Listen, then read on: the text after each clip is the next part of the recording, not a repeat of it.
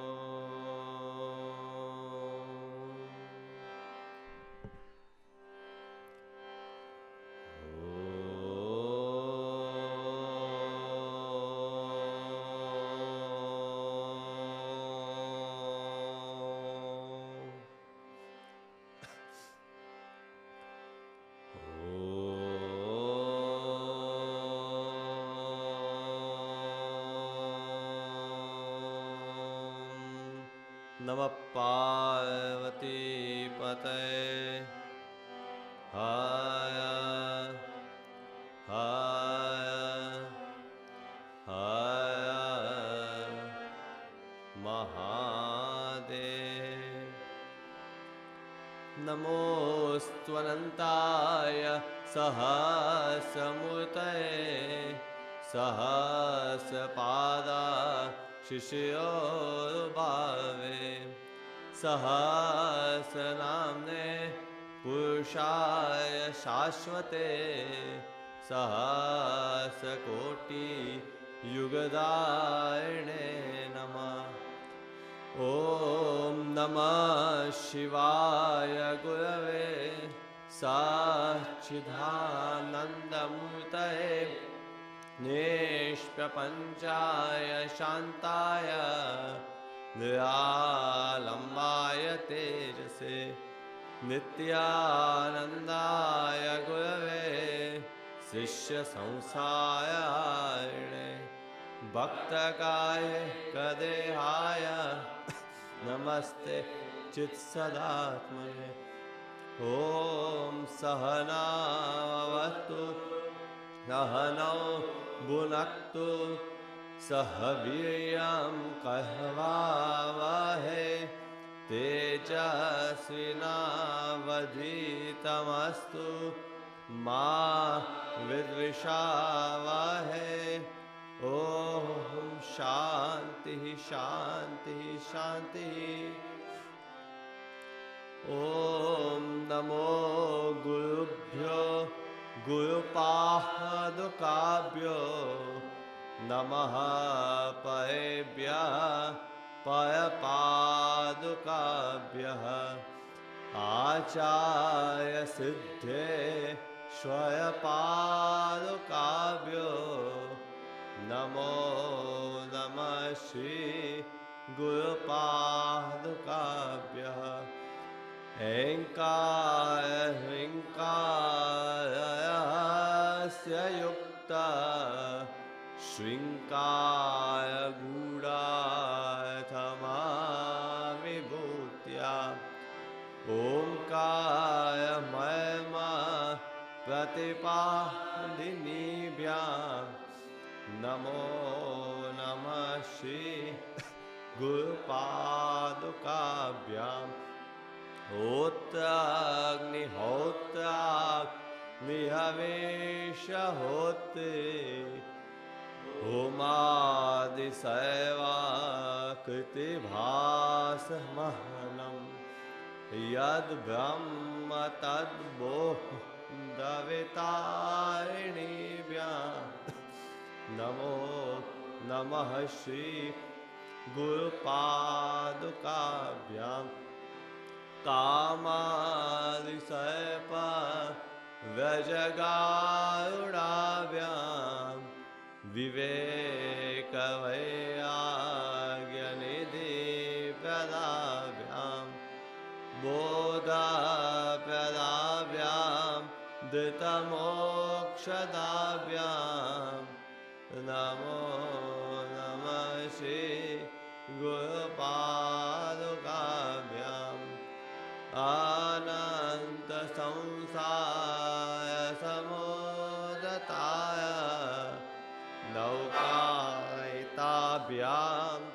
श्रियभक्तिदाभ्यां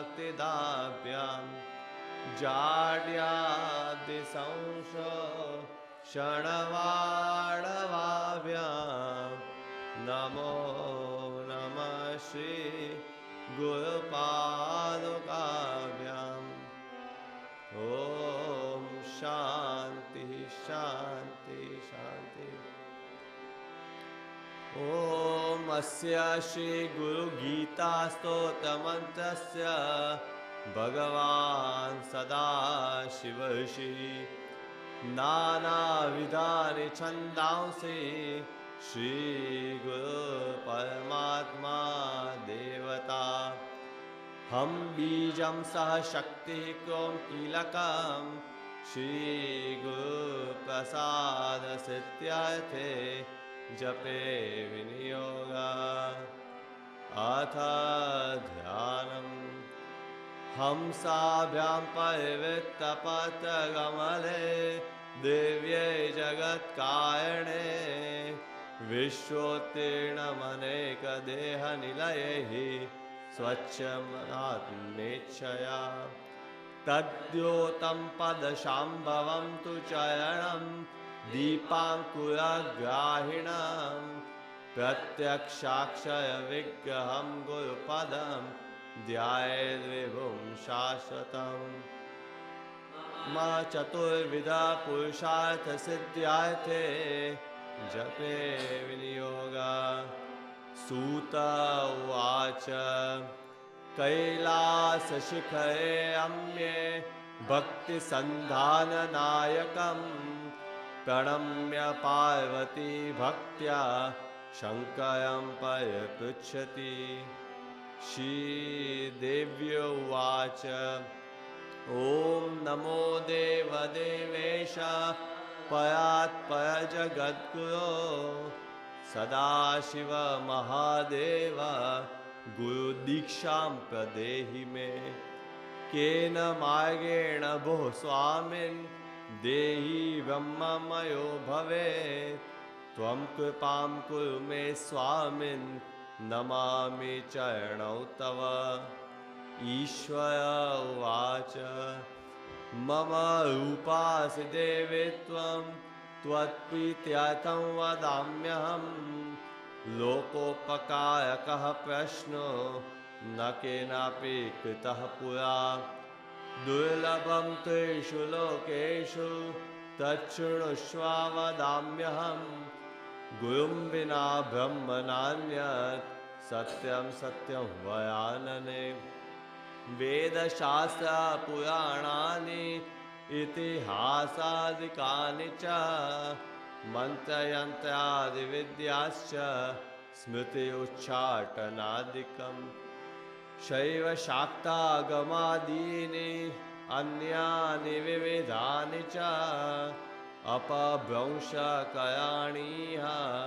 जीवानां भ्रान्तचेतसां यज्ञं व्रतं तपोदानं जपं तीर्थं तथैव च गुरुतत्त्वम् अविज्ञाय मूढस्तु चरते जनः गुरुर्बुद्ध्यात्मनो नान्यत् सत्यं सत्यं न संशयः तल्लाभार्थं प्रयत्नस्तु कर्तव्यो हि मनीषिभिः गूढविद्या जगन्माया देहे चाज्ञानसम्भवा उदयो यत्प्रकाशेन गुरुशब्देन कथ्यते सर्वपापविशुद्धात्मा श्रीगुरोः पादसेवनात् देहि ब्रह्म भवेद् यस्मात् त्वत्कृपार्थं वदामि ते गुरुपादाम्बुजं स्मृत्वा जलं शिरसि धारयेत् सर्वतीर्थावगाहस्य सम्प्राप्नोति फलं नरः शोषणं पावभङ्गस्य दीपानं ज्ञानतेजसां गुरुपादोदकं सम्यक् संसारार्णवतारकम् अज्ञानमूलहरणं जन्मकर्मनिवारणं ज्ञानवैराग्यसिद्ध्यर्थं गुरुपादोदकं पिबेत् गुरुपादोदकं पीत्वा गुरोच्छिष्टभोजनं गुरुमूर्तेः सदा ध्यानं गुरुमन्त्रं सदा जपेत् काशीक्षेत्रं तन्निवासो जानवीचरणोदकं गुरुर्विश्वेश्वरः साक्षात् तारकं ब्रह्मनिश्चितं गुरोः पादोदकं यत्तु गयासो सोक्षयो वटः तीर्थराजः प्रयागश्च गुरुमूर्त्यै नमो नमः गुरुमूर्तिं स्मरेन् नित्यं गुरुनाम सदा जपेत् गुरोराज्ञां प्रकुर्वीत गुरोरन्यं न भावयेत् गुरुवक्ता स्थितं ब्रह्म प्राप्यते तत्प्रसादतः गुरुर्ध्यानं सदा कुर्यात् कुलस्त्रीस्वपते यथा स्वाश्रमं च स्वजातिं च स्वकीर्तिपुष्टिवर्धनम् एतत् सर्वं परित्यज्य गुरोरन्यं न भावयेत् अनन्याश्चिन्तयन्तो मां सुलभं परमं पदं तस्मात् सर्वप्रयत्नेन गुरोराराधनं कुरु त्रैलोक्ये स्फुटवक्तारः देवाद्यसुरपन्नगः गुरुवक्त्रसिता विद्या गुरुभक्त्या तु लभ्यते कुकायस्त्वन्धकारश्च ऋकारस्तेज उच्यते अज्ञानग्रासकं ब्रह्म गुरुरेव न संशयः कुकारः प्रथमो वर्णो मायादिगुणभासकः ऋकारो द्वितीयो ब्रह्म मायाभ्रान्तिविनाशनम् एवं गुरुपदं श्रेष्ठं देवानामपि दुर्लभम् आहो गणशैव गन्धर्वैश्च प्रपूज्यते ध्रुवं तेषां च सर्वेषां नास्ति तत्त्वं गुरोः परम् आसनं शयनं वस्त्रं भूषणं वाहनादिकम् साधकेन प्रदातव्यं गुरुसन्तोषकारकं गुरोराराधनं कायं स्वजीवित्वं निवेदयेत् कर्मणा मनसा वाचा नित्यमाराधयेत् गुरुं दीर्घदण्डं नमस्कृत्य निर्लज्जो गुरुसन्निधौ शरीरमिन्द्रियं प्राणान् सद्गुरुभ्यो निवेदयेत् आत्मादायादिकं सर्वं सद्गुरुभ्यो निवेदयेत् कृमिकीटभस्मविष्ठा दुर्गन्धिमलमूत्रकं श्लेष्मरक्तं त्वचं मांसं वञ्चयेन्न वरानने संसारवृक्षमारूढः पतन्तो नरकार्णवे येन चैवोद्धतः सर्वे तस्मै श्रीगुरवे नमः गुरुर्ब्रह्मा गुरुर्विष्णु गुरुर्देवो महेश्वरः गुरुरेव परब्रह्म तस्मै श्रीगुरवे नमः हेतवे जगतामेव संसारार्णवसेतवे प्रभवे सर्वविद्यानां शम्भवे गुरवे नमः अज्ञानतिमिरान्धस्य ज्ञानाञ्जनशलाकया चक्षुन्मीलितं येन तस्मै श्रीगुरवे नमः। त्वं पिता त्वं च मे माता त्वं बन्धुस्त्वं च देवता संसारप्रतिबोधार्थं तस्मै श्रीगुरवे नमः। यत्सत्येन जगत्सत्यं यत्प्रकाशेन भाति तत् यदानन्देन नन्दन्ति तस्मै श्रीगुरवे नमः। यस्य स्थित्या सत्यमिदं यद्भाति भानुरूपतः प्रियं पुत्रादि यत्प्रीत्या तस्मै श्रीगुरवे नमः। येन चेतयते हीदं चित्तं चेतयतेनयं जागत्स्वप्नसुषुप्त्यादि तस्मै श्रीगुरवे नमः। यस्य ज्ञानादिदं विश्वं न दृश्यं भिन्नभेदतः सदेकरूपरूपाय तस्मै श्रीगुरवे नमः। यस्यामतं तस्य मतं मतं यस्य न वेदसः अनन्यभावभावाय तस्मै श्रीगुरवे नमः। यस्य कारणरूपस्य कार्यरूपेण भाति यत् कार्यकारणरूपाय तस्मै श्रीगुरवे नमः। नानारूपमिदं सर्वं न केनाप्यस्ति भिन्नता कार्यकारणता चैव तस्मै श्रीगुरवे नमः। यदङ्घ्रिकमलद्वन्द्वं द्वन्द्वतापनिवारकं तारकं सर्वतापद्भ्यः श्रीगुरुं प्रणमाम्यहम्। शिवे कृद्धे गुरुस्त्राता गुरौ कृद्धे शिवो नहि तस्मात् सर्वप्रयत्नेन श्रीगुरुं शरणं व्रजेत्। वन्दे गुरुपदद्वन्द्वं वाङ्मनश्चित्तगोचरं श्वेतरक्तप्रभाभिन्नं शिवशक्त्यात्मकं वयम्। हुकारं च गुणातीतं हुकारं रूपवर्जितं गुणातीतस्वरूपं च यो दद्यात् स गुरुः स्मृतः। आत्रेनेत्यः सर्वसाक्षी अचतुर्बाहुरच्युतः अचतुर्वदनो ब्रह्मा श्रीगुरुः कथितः प्रिये।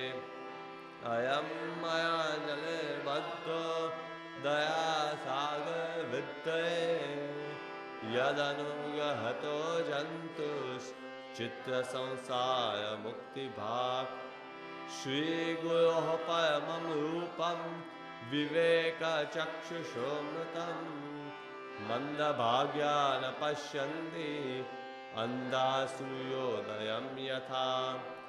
श्रीनाथचरणद्वन्द्वं यस्यां दिशि विराजते तस्य दिशे नमस्कुर्यात् भक्त्या प्रतिदिनं प्रिये। तस्य दिशे सततम् अञ्जलेश आर्ये प्रक्षिप्यते मुखैतो मधुपैर्बुधैश्च जागति यत्र भगवान् गुरुचक्रवर्ती विश्वोदयप्रलयनाटकनित्यसाक्षी। श्रीनाथादिगुरुत्रयं गणपतिं पीठत्रयं भैरवं सिद्धोगं वटुकत्रयं मदयुगं दूतिकमं मण्डलं वीर्यादश्च चतुष्कषष्टिनवकं वीरावली पञ्चकं श्रीमन्मालिनीमन्त्रराजसहितं वन्दे गुरुर्मण्डलम्।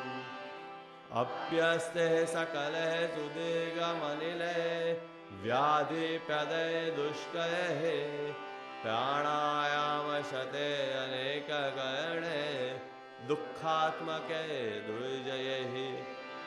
यस्मिन्नाभ्युदिते विनश्यति बली वायुः स्वयं तत्क्षणात् प्राप्तुं तत्सहजं स्वभावमनिशं सेवाद्वमेकं गुरुम् स्वदेशिकश्चैव शय्यचिन्तनं भवेदनन्तस्य शिवस्य चिन्तनं स्वदेशिकश्चैव च नाम कीर्तनं भवेदनन्तस्य शिवस्य कीर्तनम् यत्पादेणुकणिका कापि संसारवारिधेः सेतुबन्धायते नाथं देशिकं तमुपास्महे यस्मादनुग्रहं लब्ध्वा महदज्ञानमुत्सृजेत् तस्मै श्रीदेशिकेन्द्राय नमश्चाभीष्टसिद्धये पादांचं सर्वसंसार दावानलविनाशकं ब्रह्मयन्दे सितां भोज मध्यसं चन्द्रमण्डले अकथादितुयेखाब्जे सहस्रदलमण्डले हंसपार्श्वत्रिकोणे च स्मरे तन्मध्यगं गुरुम् सकलभुवनसृष्टिः कल्पिता शेषपुष्टिः निखिला निगमदृष्टिः सम्पदां व्यर्थदृष्टिः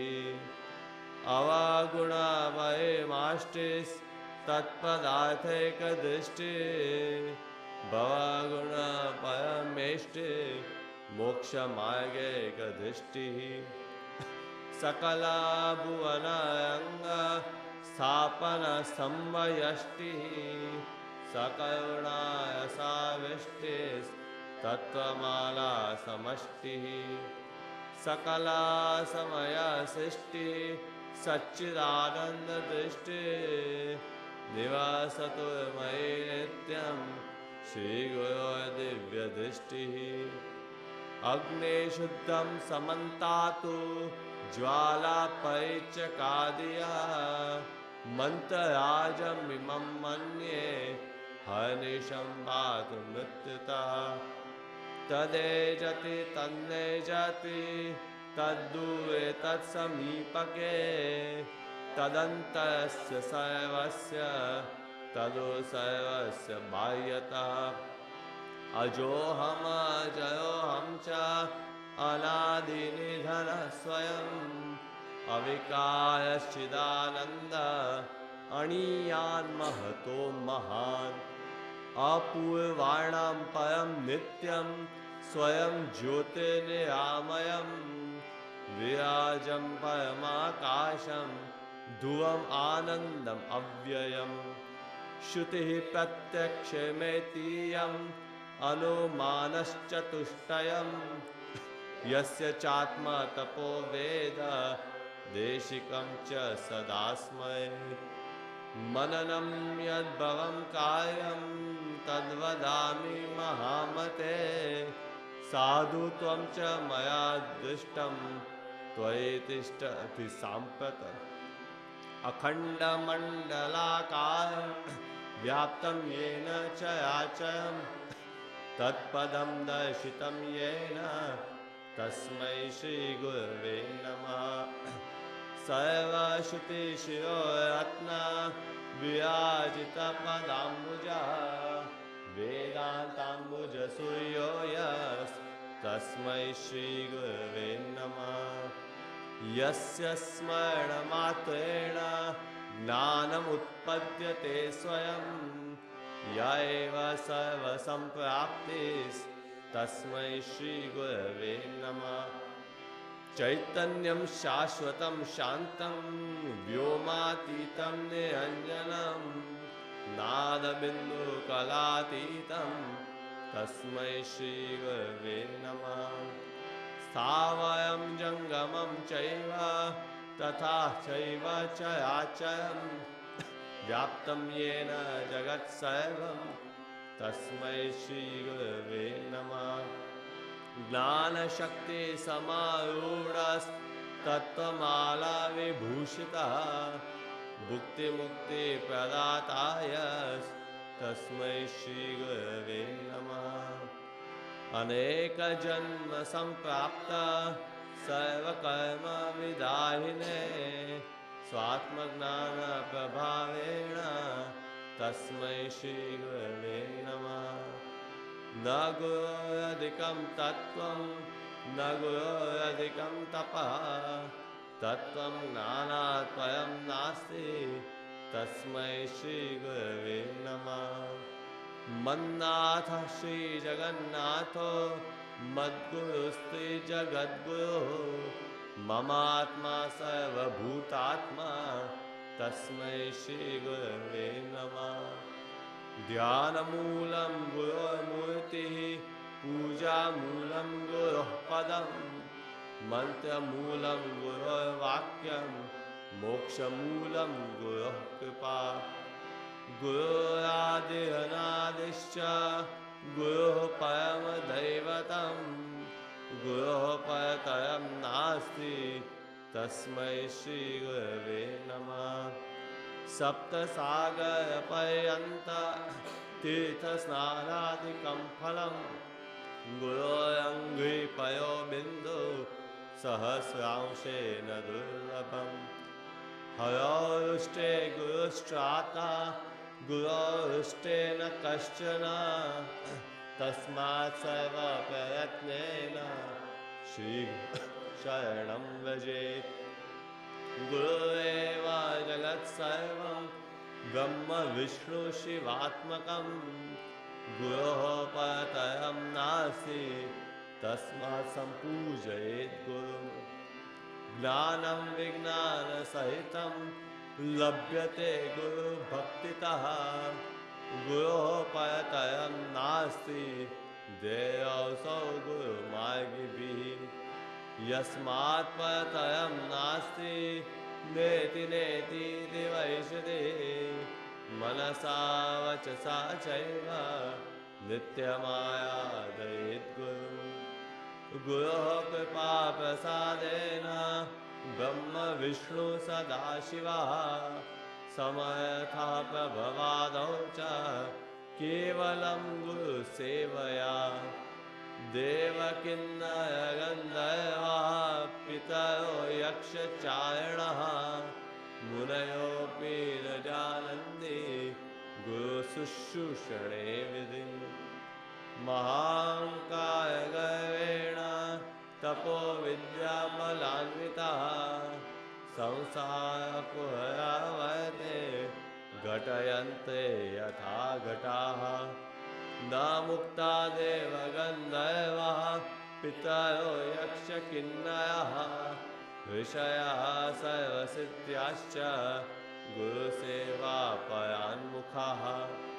ध्यानं शृणु महादेवी सर्वानन्दप्रदायकं सर्वसौख्यकरं नित्यं मुक्तिमुक्तिविदायकम्।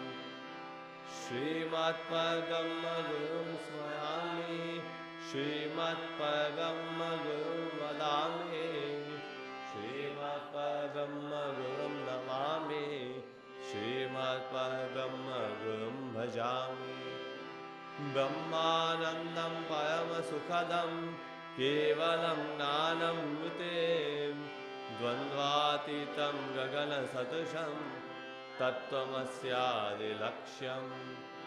एकं नित्यं विमलमचलं सर्वधी साक्षिभूतं भावातीतं त्रिगुणरहितं सद्गुरुं तं नमामि। नित्यं शुद्धं निराभासं निराकारं निरञ्जनं नित्यबोधं चिदानन्दं गुरुं ब्रह्म नमाम्यहम्। हृदाम्बुजे कर्णिकमध्य संस्थे सिंहासने संस्थितदिव्यमूर्तिं ध्यायेद्गुरुं चन्द्रकलाप्रकाशं चित्पुस्तकाभीष्टवरं ददानम्। श्वेताम्बरं श्वेतविलेपपुष्पं मुक्ताविभूषं मुदितं विनेतं वामाङ्कपीठस्थितदिव्यशक्तिं मन्दस्मितं सान्द्रकृपानिधानम्। आनन्दमानन्दकयं वसन्तं ज्ञानस्वरूपं निजबोधयुक्तं योगीन्द्रमीड्यं भवयोगवैद्यं श्रीमद्गुरुं नित्यमहं नमामि। यस्मिन् सृष्टिस्थितिध्वंस निग्रहानुग्रहात्मकं कृत्यं पञ्चविधं शाश्वत भासते तं नमाम्यहम्। प्रातः शिरसि शुक्लाब्जे द्विनेत्रं द्विभुजं गुरुं वराभययुतं शान्तं स्मरेत्तं नाम पूर्वकम्। न गुरोरधिकं न गुरोरधिकं न गुरोरधिकं न गुरोरधिकं शिवशासनतः शिवशासनतः शिवशासनतः शिवशासनतः इदमेव शिवं त्विदमेव शिवं त्विदमेव शिवं त्विदमेव शिवं मम शासनतो मम शासनतो मम शासनतो मम शासनता। एवं विदं गुरुं ध्यात्वा ज्ञानमुत्पद्यते स्वयं तत्सद्गुरुप्रसादेन मुक्तोऽहमिति भावयेत्। गुरुदर्शितमार्गेण मनः शुद्धिं तु कारयेत् अनित्यं खण्डयेत् सर्वं यत्किञ्चित् आत्मगोचरम्। येऽहं सर्वस्वरूपं च ज्ञानं च मन उच्यते ज्ञानं ज्ञेयं समं कुर्यात् नान्यः पन्था द्वितीयकः। एवं श्रुत्वा महादेवी गुरुनिन्दां करोति यः स याति नरकं घोरं यावच्चन्द्रदिवाकरौ। यावत् कल्पान्तको देहस्तावदेवा गुरुं स्मरेत् गुरोपो न कर्तव्यः स्वच्छन्ददिवा भवेत्। ओंकारेण न वक्तव्यं प्राज्ञे शिष्ये कथञ्चन गुरोरग्रे न वक्तव्यम् असत्यं च कदाचन। गुरुं त्वं कृत्य हुं कृत्य गुरुं निजित्य वादः अरण्येन जले देशे स भवेत् ब्रह्म राक्षसः। मुनिभिः पन्नगैवापि सुरैवा शापितो यदि कालमृत्युभयाद्वापि गुरु रक्षति पार्वती। अशक्ता हि सुराद्याश्च अशक्ता मुनयस्तथा गुरुशापेन ते शीघ्रं क्षयं यान्ति न संशयः। मन्त्रराजम् इदं देवी गुरु इत्यक्षरद्वयं श्रुतिवेदार्थवाक्येन गुरुः साक्षात् परं पदम्। श्रुतिस्मृति अविघ्नाय केवलं गुरुसेवकाः ते वै सन्न्यासिनः प्रोक्ता इतरे वेषधारिणः। नित्यं ब्रह्म निराकारं निर्गुणं बोधयेत् परं सर्वं ब्रह्म निराभासं दीपो दीपान्तरं यथा। गुरोः कृपा प्रसादेन आत्मरामं निरीक्षयेत् अनेन गुरुमार्गेण स्वात्मज्ञानं प्रवर्तते। आब्रह्मस्तम्भपर्यन्तं परमात्मस्वरूपकं सावरं जङ्गमं चैव प्रणमामि जगन्मयं। वन्देऽहं सच्चिदानन्दं भेदातीतं सदागुरुं नित्यं पूर्णं निराकारं निर्गुणं स्वात्मसंस्थितं।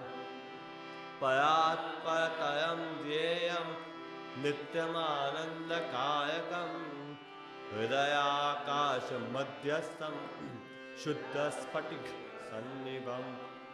स्फटिकाप्रतिमारूपं दृश्यते दर्पणे यथा तथात्मनि चिदाकायम् आनन्दं सोऽहम् इत्युत अङ्गुष्ठमात्रपुरुषं ध्यायत्यश्चिन्मयं हृदि तत्र स्फुरति भावो यः शृणुतं कथयाम्यहम् अगोचरं तथा गम्यं नाम रूपविवर्जितं निःशब्दं तद्विजानीयात् स्वभावं ब्रह्म पार्वती यथा गन्धा स्वभावेन कर्पूरकुसुमादिषु शीतोष्णादि स्वभावेन तथा ब्रह्म च शाश्वतम् स्वयं तथा विदो भूत्वा स्थातव्यं यत्र कुत्रचित् कीटभ्रमवत्तत्र ध्यानं भवति तादृशं गुरुध्यानं तथा कृत्वा स्वयं ब्रह्ममयो भवेत् पिण्डे पदे तथा रूपे मुक्तो सौनाथ संशयः श्रीपार्वती उवाच पिण्डं किं नो महादेव पदं किं समुदाहृतं रूपातीतं च रूपं किम् एतद् आख्याहि शङ्कर श्रीमहादेव उवाच पिण्डं कुण्डलिनी शक्ति पदं हंसा उदाहृतं रूपं बिन्दुतीयेयं रूपातीतं निरञ्जनं पिण्डे मुक्ता पदे मुक्ता रूपे मुक्ता वयानने रूपातीते तु ये मुक्तास्ते मुक्ता नाथ संशयः स्वयं सर्वमयो भूत्वा परं तत्त्वं विलोकयेत् परात् परतरं नान्यत् सर्वमेतन्निरालयम् तस्य अवलोकनं प्राप्य सर्वसङ्गविवर्जितः एकाकी निःस्पृहः शान्तः तिष्ठासि तत्प्रसादतः लब्धं वा तनलब्ध्वं वा स्वल्पं वा बहुलं तथा निष्कामेनैव भोक्तव्यं सदा सन्तुष्टचेतसा सर्वज्ञपदमित्याहुः देहि सर्वः मयो बुधः सदानन्द सदा शान्तो रमते यत्र कुत्रचित् यत्रैव तिष्ठते सोऽपि सदेशः पुण्यभाजनं मुक्तस्य लक्षणं देवि तवाग्रे कथितं मया उपदेशस्तथा देवि गुरुमार्गेण मुक्तिदः गुरुभक्तिस्तथा ध्यानं सकलं तव कीर्तितम् अनेन यद्भवेत् कार्यं तद्वदामि महामते लोकोपकारकं देवी लौकिकं तु न भावये लौकिकात् कर्मणो यान्ति ज्ञानहीना भवार्णवम् ज्ञाने तु भावयेत् सर्वं कर्म निष्कर्म यत्कृतम् इदं तु भक्तिभावेन पठते शृणुते यदि लिखित्वा तत्प्रदातव्यं तत्सर्वं सफलं भवेत् गुरुगीतात्मकं देवी शुद्धतत्त्वं मयोदितं भवव्याधिविनाशार्थं स्वयमेव जपेत् सदा गुरुगीताक्षरैकं तु मन्त्रराजमिमं जपे अन्ये च विविधा मन्त्राः कलां नार्हन्ति षोडशीम् अनन्तफलम् आप्नोति गुरुगीता जपेन तु सर्वपापप्रशमनं सर्वदारिद्र्यनाशनं कालमृत्युभयहरं सर्वसङ्कटनाशनं यक्षराक्षसभूतानां चोरव्याघ्रभयापहं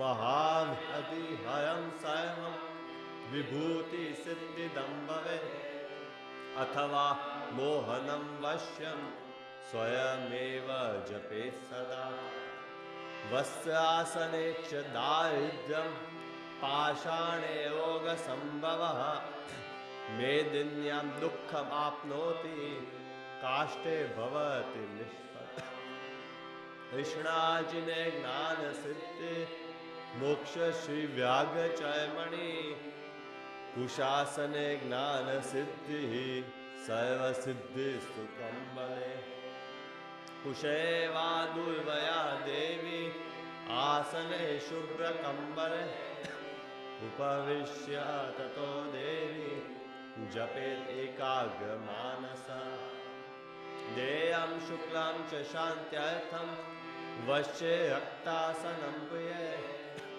अभिचाहे कृष्णवर्णं पीतवर्णं दनात् उत्तर शान्तिकामस्तु वश्ये पूर्वमुखो जपे दक्षिणे मारणं पश्चिमे च धनागमः मोहनं सर्वभूतानां बन्धमोक्षकरं भवेत् देवराजा प्रियकरं सर्वलोकवशं भवेत् सर्वेषां स्तम्भनकरं गुणानां च विवर्धनं दुष्कर्मनाशनं चैव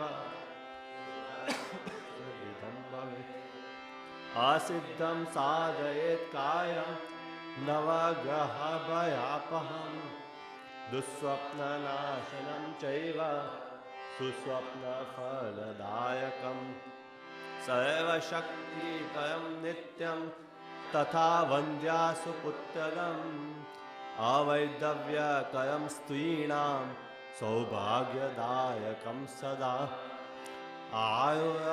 आयुरारोग्यमैश्वर्यम् उत्तपौत्राप्रवर्धनम् अकाह्मता स्त्रीविधवा जपान्मोक्षम् अवाप्नुयात् अवैधव्यं सकामातु लभते चान्यजन्मनि सर्वदुःखभयं विघ्नं नाशये चापहायकं सर्वबाधाप्रशमनं धर्मार्थकाममोक्षदं यं यं चिन्तयते कामं तं तं प्राप्नोति निश्चितं कामितस्य कामधेनुः कल्पना कल्पपादपः चिन्तामणिश्चिन्तितस्य सर्वमङ्गलकारकं मोक्षहेतुर्जपे नित्यं मोक्षश्रियमवाप्नुयात् भोगकामो जपेद्यो वै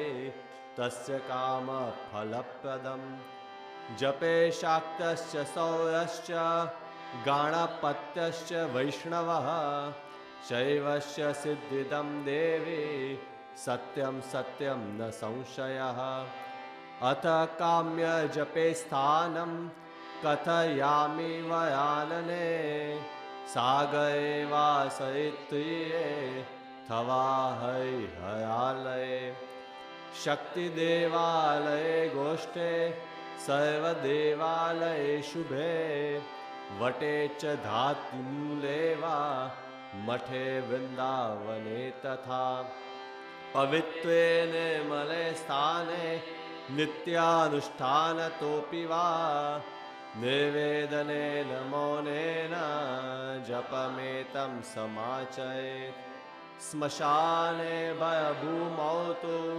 वटमूलान्तिके तथा सिद्ध्यन्ति धातुरे मूले च्यूतवृक्षस्य सन्निधौ गुरुपुत्रो वयं मूर्खस्तस्य सिद्ध्यन्ति नान्यथा शुभकर्माणि सर्वाणि दीक्षाव्रता तपांसि च संसारमलनाशार्थं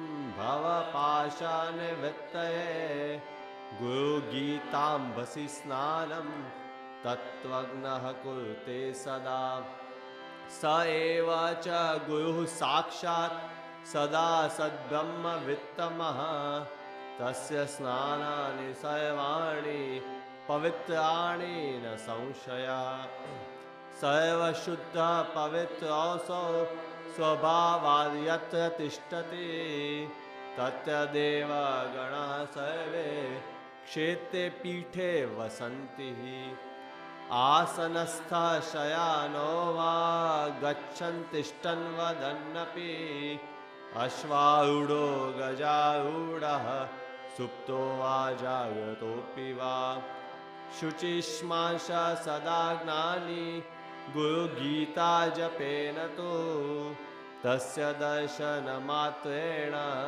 पुनर्जन्म न विद्यते समुद्रे च यथा तोयं क्षीरे क्षीरं घृते घृतं भिन्ने कुम्भे यथाकाशस्तथात्मा परमात्मनि तथैव ज्ञानी जीवात्मा परमात्मानि लीयते ऐक्येन रमते ज्ञानी यत्र तत्र दिवानिशम् एवं विदो महामुक्तः सर्वदा वर्तते बुधः तस्य सर्वप्रयत्नेन भावभक्तिं करोति यः सर्वसन्देहरहितो मुक्तो भवति पार्वती भुक्तिमुक्तिद्वयं तस्य जिह्वाग्रे च सरस्वती अनेन प्राणिनः सर्वे गुरुगीता जपेन तु सर्वसिद्धिं प्राप्नुवन्ति भुक्तिं मुक्तिं न संशयः सत्यं सत्यं पुनः सत्यं धर्म्यं सांख्यं मयोदितं गुरुगीता समं नास्ति सत्यं सत्यं वरानने एको देव एकधर्म एकनिष्ठा परन्तपः गुरोः परतरं नान्यत् नास्ति तत्त्वं गुरोः परम् माता धन्या पिता धन्यो धन्यो वंशाकुलं तथा धन्या च वसुधा देवी गुरुभक्तिः सुदुर्लभा शरीरमिन्द्रियं प्राणाश्चार्थः स्वजनबान्धवः माता पिता कुलं देवी गुरुरेवा न संशयः आकल्पजन्मनां कोट्या जपा व्रता तपः क्रियः तत्सर्वं सफलं देवी गुरुसन्तोषमात्रता विद्या तपो बलेनैव मन्दभाग्यश्च येनः गुरुसेवां न कुर्वन्ति सत्यं सत्यं वरानने ब्रह्म विष्णु महेशाश्च देवर्षि पितृकिन्नरः सिद्धचारण यक्षाश्च अन्येऽपि मुनयो जनाः गुरुभावः परं तीर्थम् अन्यतीर्थं निरर्थकं सर्वतीर्थाश्रयो देवी पादाङ्गुष्ठांश्च वर्तते जपेन जयमाप्नोति चानन्तफलमाप्नुयात् हीनकर्मा त्यजन् सर्वं स्थानानि चादमानि च जपं हीनासनं कुर्वन् हीनकर्मा फलप्रदम् गुरुगीतां प्रयाणेव सङ्ग्रामे रिपुसङ्कटे जपं जयमवाप्नोति मरणे मुक्तिदायकं सर्वकर्म च सर्वत्र गुरुपुत्रस्य सिद्ध्यति इदं रहस्यं नो वाच्यं तवाग्रे कथितं मया सुगोप्यं च प्रयत्नेन मम त्वं च प्रियात्विति स्वामी मुख्य गणेशादि विष्णुवादीनं च पार्वती मनसापि न वक्तव्यं सत्यं सत्यं वदाम्यहम् अतीवापक्वचित्ताय श्रद्धा भक्तियुताय च प्रवक्तव्यम् इदं देवी ममात्मासि सदा प्रिये अभक्ते वंचके धूर्ते पाखंडे नास्तिके नये मनसापि न वक्तव्या गुरुगीता कदाचन संसार सागर समुद्धरणैकमन्त्रं ब्रह्मादिदेव मुनिपूजित सिद्धमन्त्रं दारिद्र्य दुःख भवरोग विनाशमन्त्रं वन्दे महाभयहरं गुरुराजमन्त्रम् इति श्रीस्कन्दपुराणे उत्तरखण्डे ईश्वर पार्वती संवादे गुरुगीता समाप्ता। श्री गुरुदेव चरणार्पणमस्तु। नित्यानन्दाय गुरवे शिष्य संसारायणे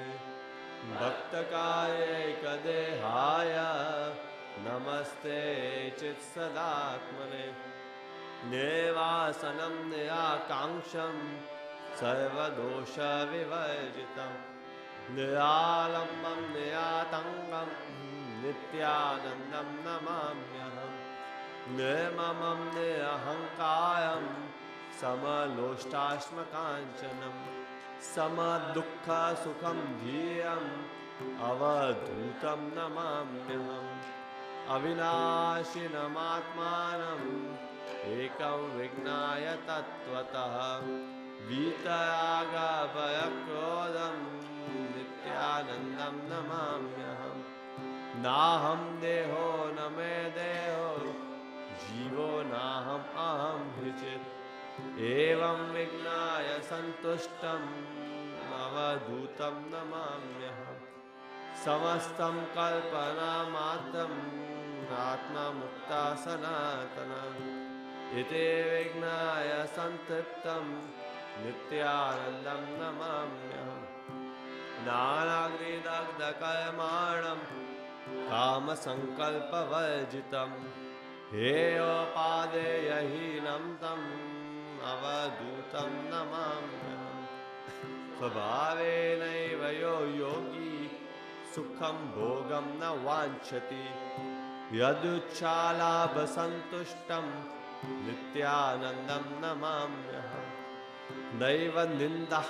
प्रशंसाभ्यां यस्य विक्रियते मनः आत्मक्रीडां महात्मानम् अवधूतं नमाम्यहम् नित्यं जागदवस्थायां स्वप्नवत्योऽवतिष्ठते निश्चिन्तं चिन्मयात्मानं नित्यानन्दं नमाम्यहम् द्वेष्यं नास्ति प्रियं नास्ति नास्ति यस्याशुभाशुभम् वेदज्ञानविहीनं तम् अवधूतं नमाम्यहम् जडं पश्यति न यस्तु जगत् पश्यति चिन्मयम् नित्ययुक्तं गुणातीतं नित्यानन्दं नमाम्यहम् यो हि दर्शनमात्रेण पवते भुवनत्रयम् पावनं जङ्गमं तीर्थम्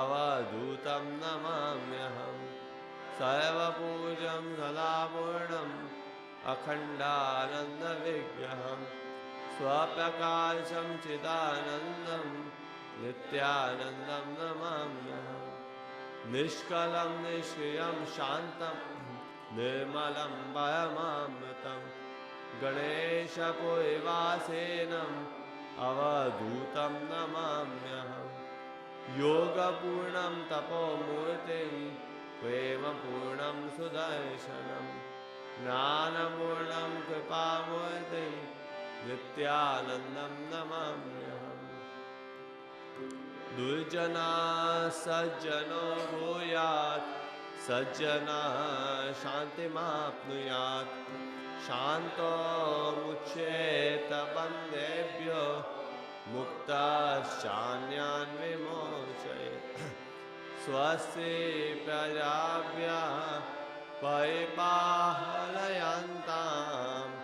न्याय्येन मार्गेण महीं महिषाः गोब्राह्मणेभ्यः शुभमासु नित्यं लोकाः समस्ताः सुखिनो भवन्तु काले वर्षतु पर्जन्यः पृथिवी सस्यशालिनी देशोऽयं शोभरहितो ब्राह्मणाः सन्तु निर्भयाः सर्वे भवन्तु सुखिनः सर्वे सन्तु निरामयाः सर्वे भद्राणि पश्यन्तु मा कश्चित् दुःखभाग् भवेत् सर्वस्तरतु दुर्गाणि सर्वो भद्राणि पश्यतु सर्वः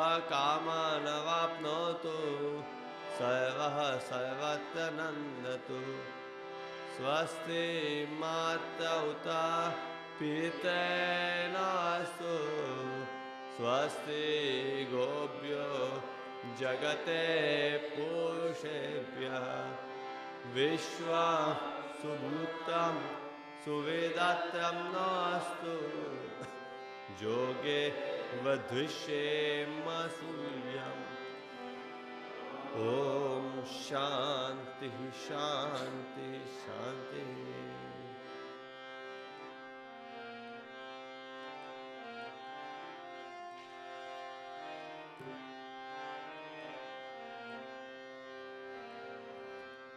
आरती करो सद्गुरु की करो सद्गुरु की प्यारे गुरुवर की आरती करो गुरुवर की आरती करो सद्गुरु की करो सद्गुरु की प्यारे गुरुवर की आरती करो गुरुवर की जय गुरुदेव अमल अविनाशी ज्ञान रूप अंतर के वासी जय गुरुदेव अमल अविनाशी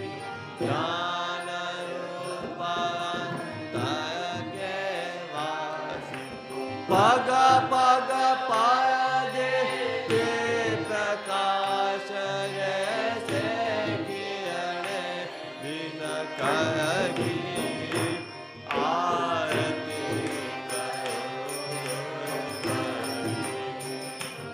आरती करो सद्गुरु की करो सद्गुरु की प्यारे गुरुवर की आरती करो गुरुवर की जब से शरण तुम्हारी आए अमृत से मीठे फल पाए जब से शरण तुम्हारी आए अमृत से मीठे फल पाए शरण तुम्हारी क्या है छाया कल्पवृक्ष तरुवर की आरती करो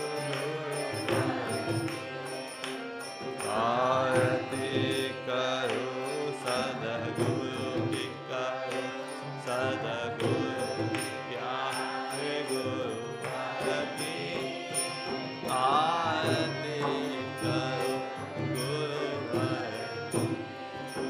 ब्रह्म ज्ञान के पूर्ण प्रकाशक योग ज्ञान के अटल प्रवर्तक ब्रह्म ज्ञान के पूर्ण प्रकाशक योग ज्ञान के अटल प्रवर्तक जय गुरु चरण सरोज मिटाए यथा हमारे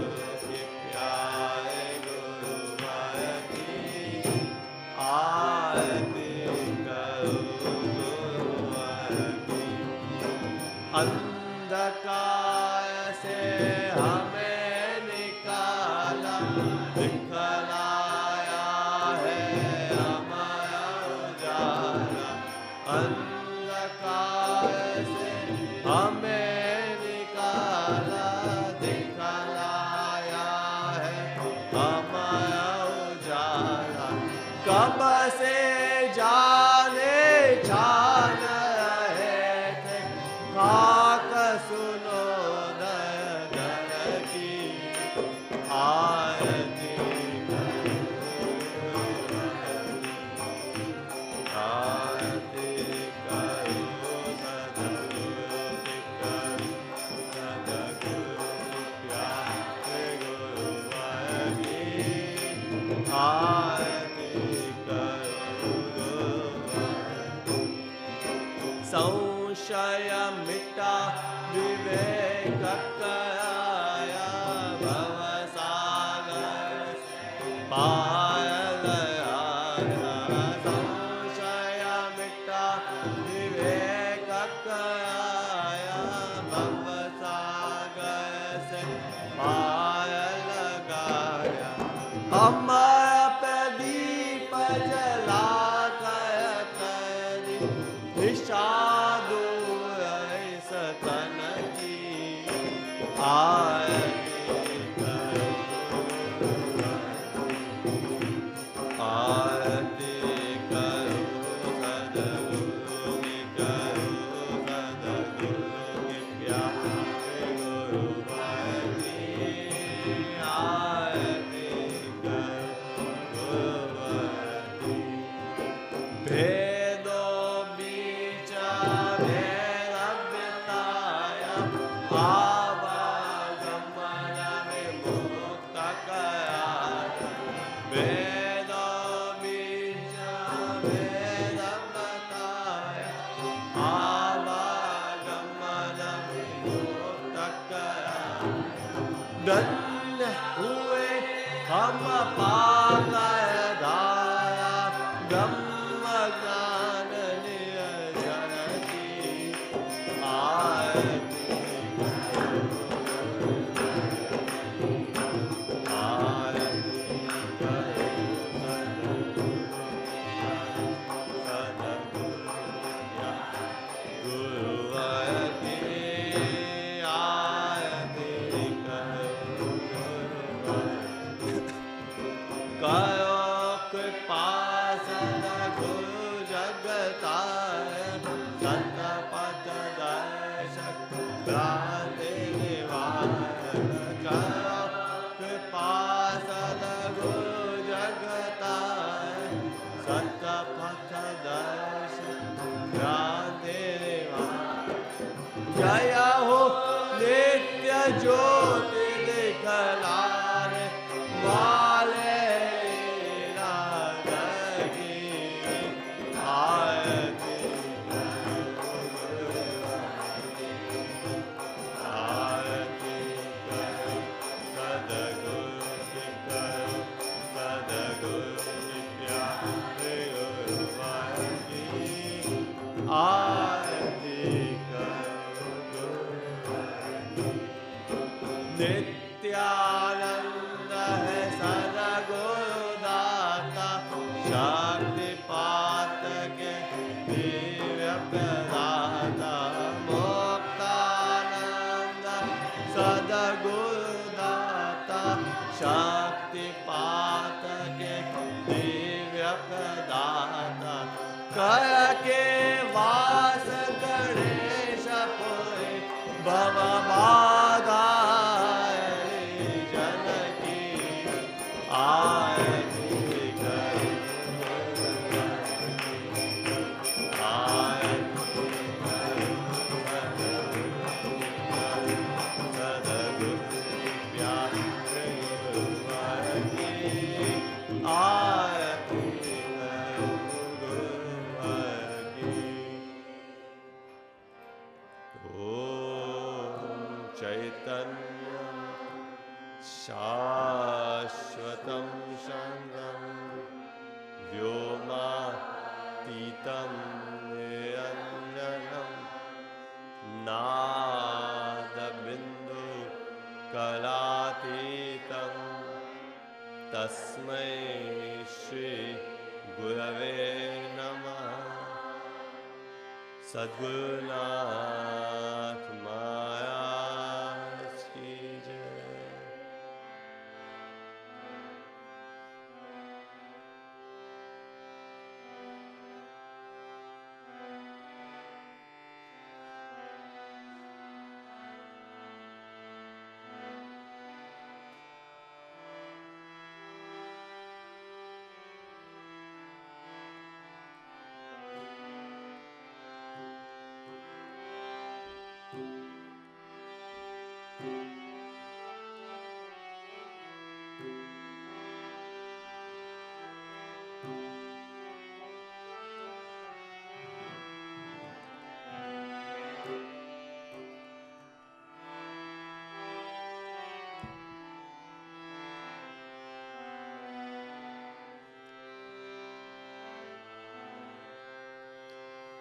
Shri Krishna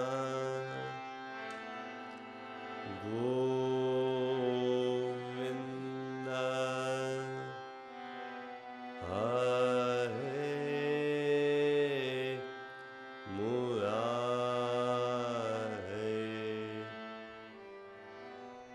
He Nath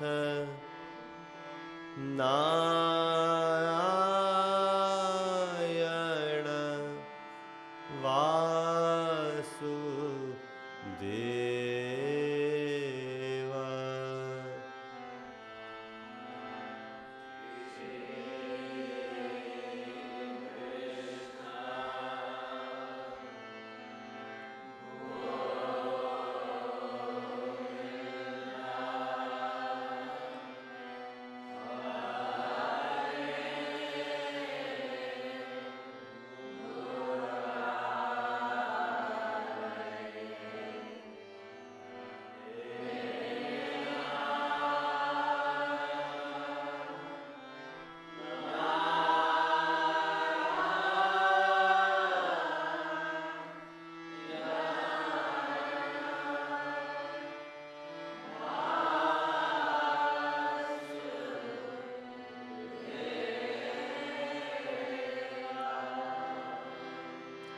He Nath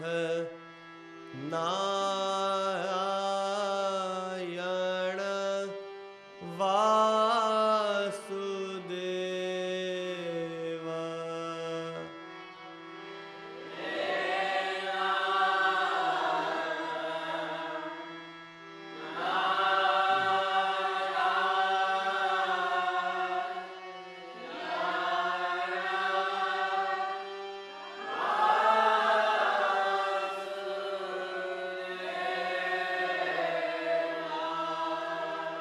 He Nath Narayana Vasudeva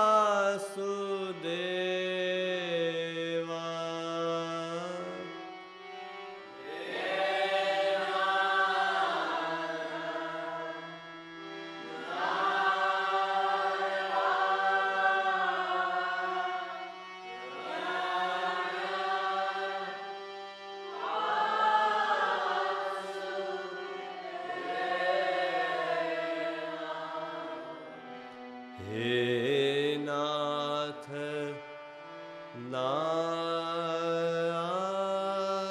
Narayana Vasudeva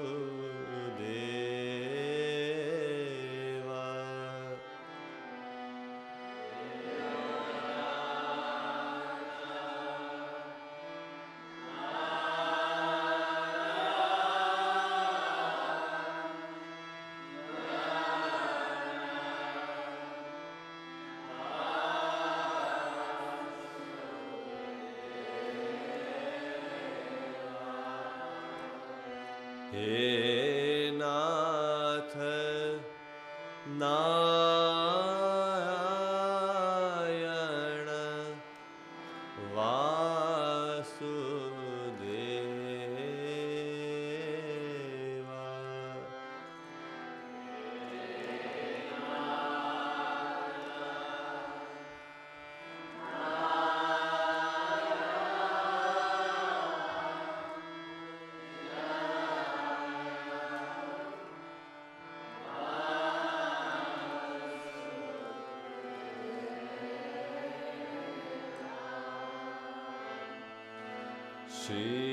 Shri Krishna Govinda Hare Murare He Nath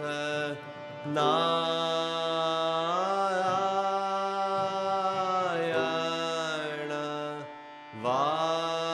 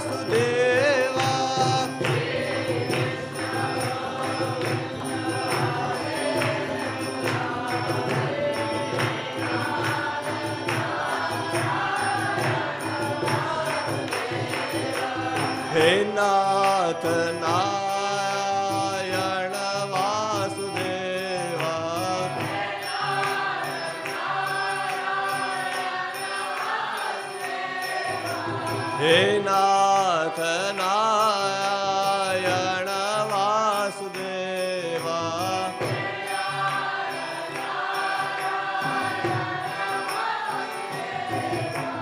हे नाथ नारायण वासुदेवा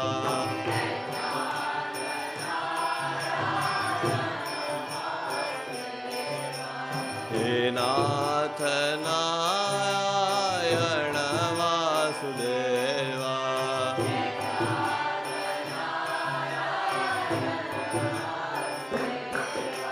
श्री कृष्ण गोविंद हरे मुरारे हे नाथ नारायण वासुदेवा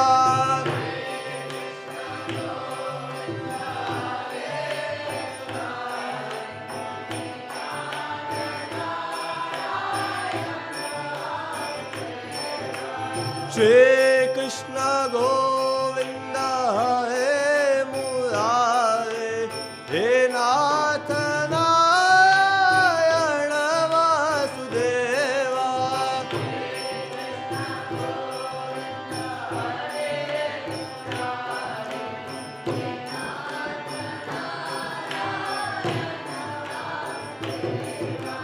हे नाथ नारायण वासुदेवा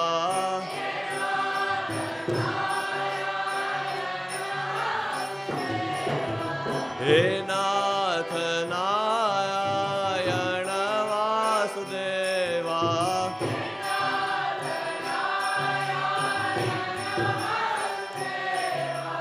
हे नाथ नारायण वासुदेवा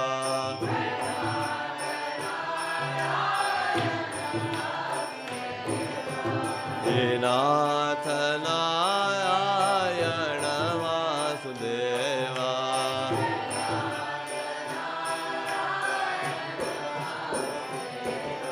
श्री कृष्ण गोविंद हरे मुरारे हे नाथ नारायण वासुदेवा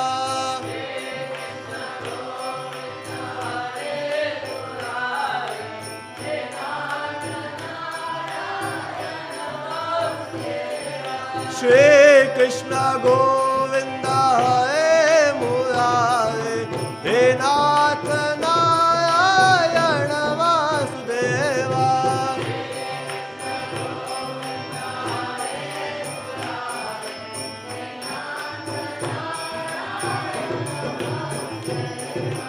हे नाथ नारायण वासुदेवा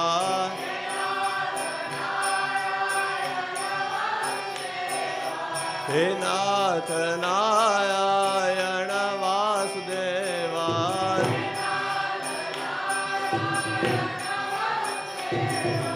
हे नाथ नारायण वासुदेवा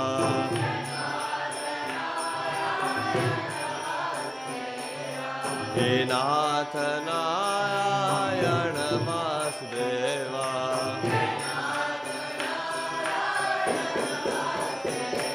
श्री कृष्ण गोविंद हरे मुरारे हे नाथ नारायण वासुदेवा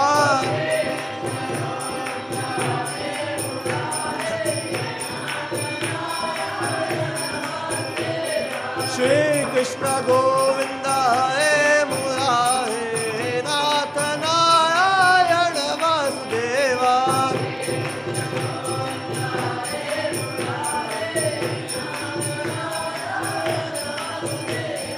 हे नाथ नारायण वासुदेवा हे नाथ नारायण वासुदेवा हे नाथ नारायण वासुदेवा हे नाथ नारायण वासुदेवा श्री कृष्ण गोविंद हरे मुरारे हे नाथ नारायण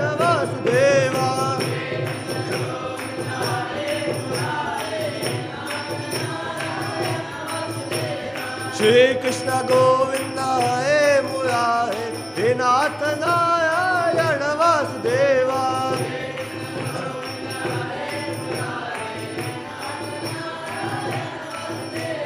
हे नाथ नारायण वासुदेवा हे नाथ नारायण वासुदेवा हे नाथ नारायण वासुदेवा हे नाथ नारायण वासुदेवा श्री कृष्ण गोविंद हे मुरारे हे नाथ नारायण वासुदेवा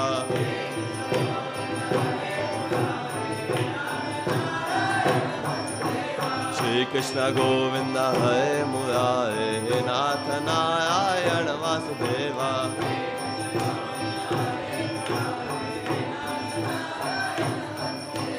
हे नाथ नारायण वासुदेवा हे नाथ नारायण वासुदेवा हे नाथ नारायण वासुदेवा हे नाथ नारायण वासुदेवा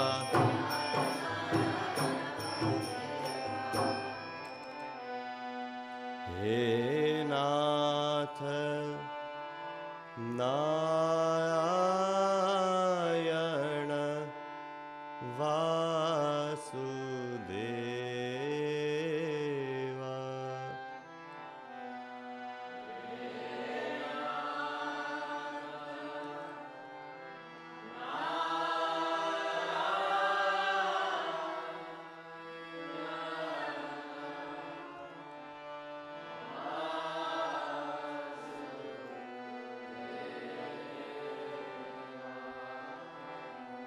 हे नाथ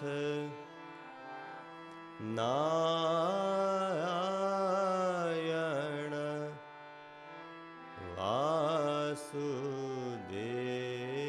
Vasudeva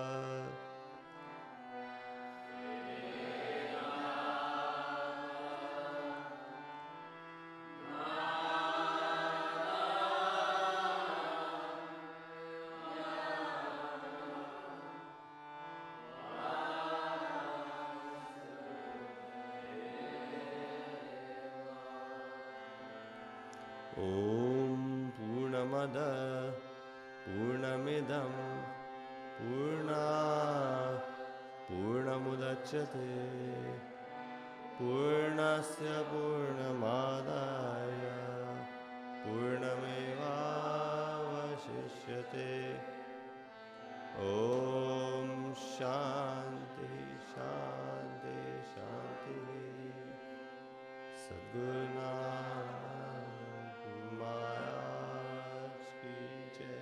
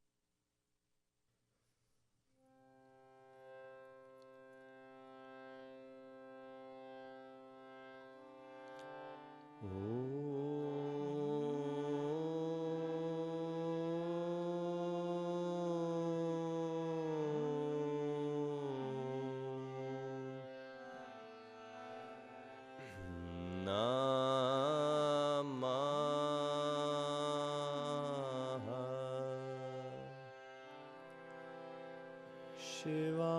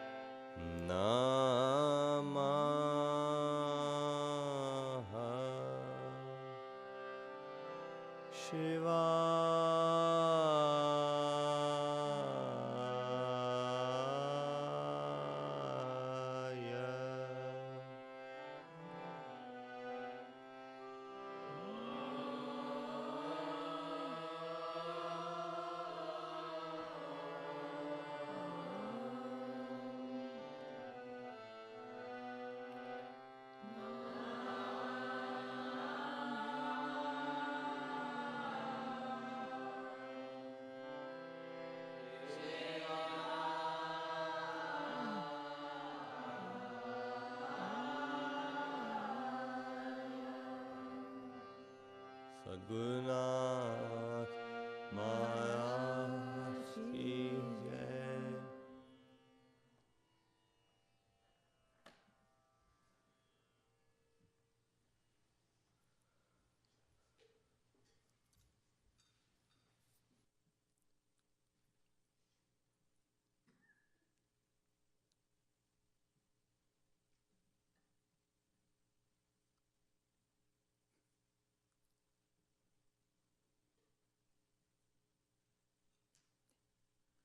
Raghunath Maharaj ki jai. Welcome everybody who's here, brave souls, coming on December 25th, and also everybody who's listening and watching, and the whole world, Merry Christmas. And we know that this means being born, nativity. So that means that when the year ends and we start a new year, we want to be born again. We want to start a new life. We want to use everything that we have gathered in life, all the experiences, and more than anything, all the enormous amount of wealth in knowledge that we have gathered during this year of studying the Yoga Sutras. There is a legend that at the end of the rainbow, there's a pot of gold, or maybe it contains jewels, or jewels and gold. And this is what I will attempt to do today. So we have been writing the rainbow of the Yoga Sutras, and let's see what we find at the very end of the book. The place where not everybody gets there because there's many situations in the mind that makes us want to stay in a place of comfort, repeating to ourselves, okay, you have to be good, you have to be clean, you have to practice Ashtanga and meditate and have faith, etc. And we don't move from there because the price that is promised is very, very lofty. And we don't always know that we want it or that we can handle it. But this is what is described at the end of the 4th chapter. So what happens is that we have acquired also new vocabulary, and I'm going to just touch on one that is very important, which is karma. And we know that when we ask, or somebody asks Gurudev, whether in private or in a talk, to talk about karma, he always says, karma is a very complex subject. And then he more or less leaves it at that, because it's complex. And it is complex. But there are several types of karmas that are creating and that are holding us back from reaching that destination that the GPS has there for us. So the GPS at the end, when you say your destination is this, it describes the ultimate prize as this. It says, the Purusha is bound or liberated and does not migrate. The yogis, and we all consider ourselves yogis or yoginis, physical body and cognitive apparatus cannot return to the elements through reverse involution. So it means that there was a center and then everything came from that, everything from chaos. Actually, modern science says is chaos is the imbalance of the 3 gunas. The moment when the gunas are balanced, there's no more chaos, there's harmony, but there's no creation. It just stays like that. So this is very important that modern science is giving credence and it's confirming all these explanations that come in the scriptures 2,500 years ago. So what it means is at a moment when the powers of magnetism and gravity and the power itself of creation came together, they did not come in the same amount, they did not come in the same proportion, and then there was one more, one less, and different characteristics. One wanted activity, one wanted to sustain things as they are, and then the intelligence that made all of this happen with the creation. This is how, at this point, scientists are. They still haven't discovered the whole mystery of creation, but in our own life, this happens in a microcosm. So when we have that chaos or that not harmony in our 3 gunas, that's when we continue to create vasanas and samskaras and vrittis, and all these things that from the sutra number 1, we are told we have to nirodha, we have to calm. But how are we going to do that? We have spent the whole year studying, and maybe we haven't reached that level. So what happens is that the way we see, the way we perceive, is the way we create the world around us. And we have to get used to it, to perceive it in a way that reflects the reality of what is outside, because otherwise the mind taints it or colors it with all these contents that we have, not from this lifetime, from many lifetimes before. And I came with something the other day that says, look at me. So to anybody or to everybody today, you can say, look at me, look at me, look at yourself. Look at me, look at yourself. And then look at me, looking at you, and look at you, looking at me. So this is a brief exercise in which we see ourselves being the witness and at the same time being the object of that. So in which we come in contact and become one with that. Look at yourself, looking at me, looking at me, looking at you.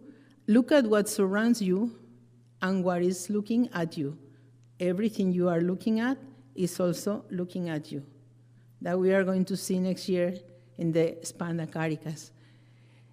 The one who looks at me, the one who looks at you, the one who looks at me looking at you is the I, and there is only one.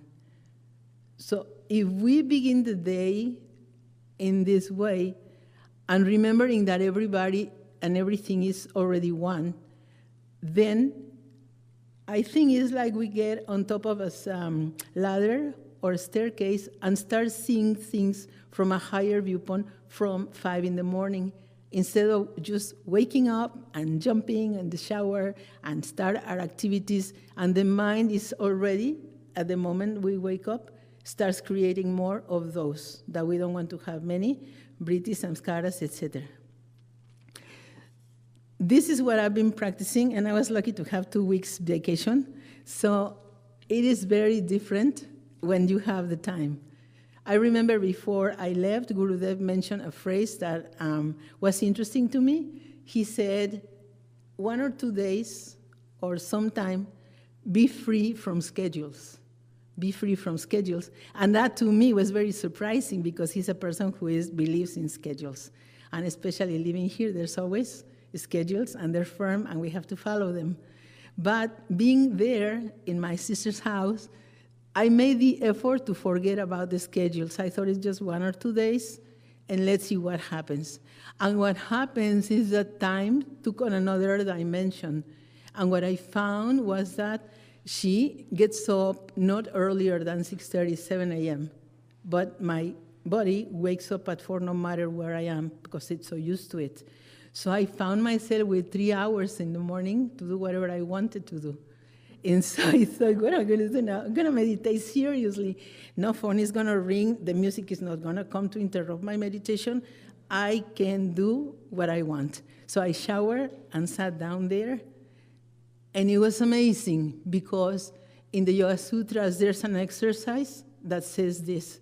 And I'm going to bring little information, is my intention, but with long explanations and, if possible, practice. So when we leave from this place, we have some real, like the pot of gold that we can take home. So what this sutra says is for the yogi or the yogini, no, depends. So their samskaras are neither white nor black. And they say, I mean, it's going to be politically incorrect very soon, but at the moment, we still can say that white is good and black is bad. When they change it, we will change our vocabulary and our way of expression, but it says for the yogi or the yogini, this is neither good nor bad. And I was observing this, that we start perceiving something, and immediately, because maybe it's even a mechanism of survival, is good or is bad, is convenient for me or inconvenient, is cold or is hot, is high or is low, is whatever. And it starts creating all that movement in the mind. So if we manage to stop that and just say, it's not neither this nor that, it's something in the middle. It's something somewhere where there's no qualifications. And it's a great exercise. It's very well explained in Professor Bryant's book, that sutra for the yogi or the yogini. The samskaras are neither white nor black, but for everybody else, they're white and black and a mixture of all these colors. So everybody else, we don't want to be everybody else. We want to be a yogi or a yogini. And I say that this exercise is really good. Then there are, in the beginning of the book, in chapter 1, they talk about the vrittis. The vrittis that we're supposed to calm, supposed to bring to a state of nirodha. And this one I brought this because there are only 5. So one is correct perception, and that is so important even in reading. I was been thinking a lot because now I have the time. Even in reading the Yoga Sutras, the book by the most renowned sages, one has to be sure that that is a correct perception. Even that. How do we do that? Because we have to put the mind in that state when it is perceiving reality as it is, in not black or white. Not being because this is all, it's 2,500 years old, must be true. Or because this one has PhD and everything, those people who write the books.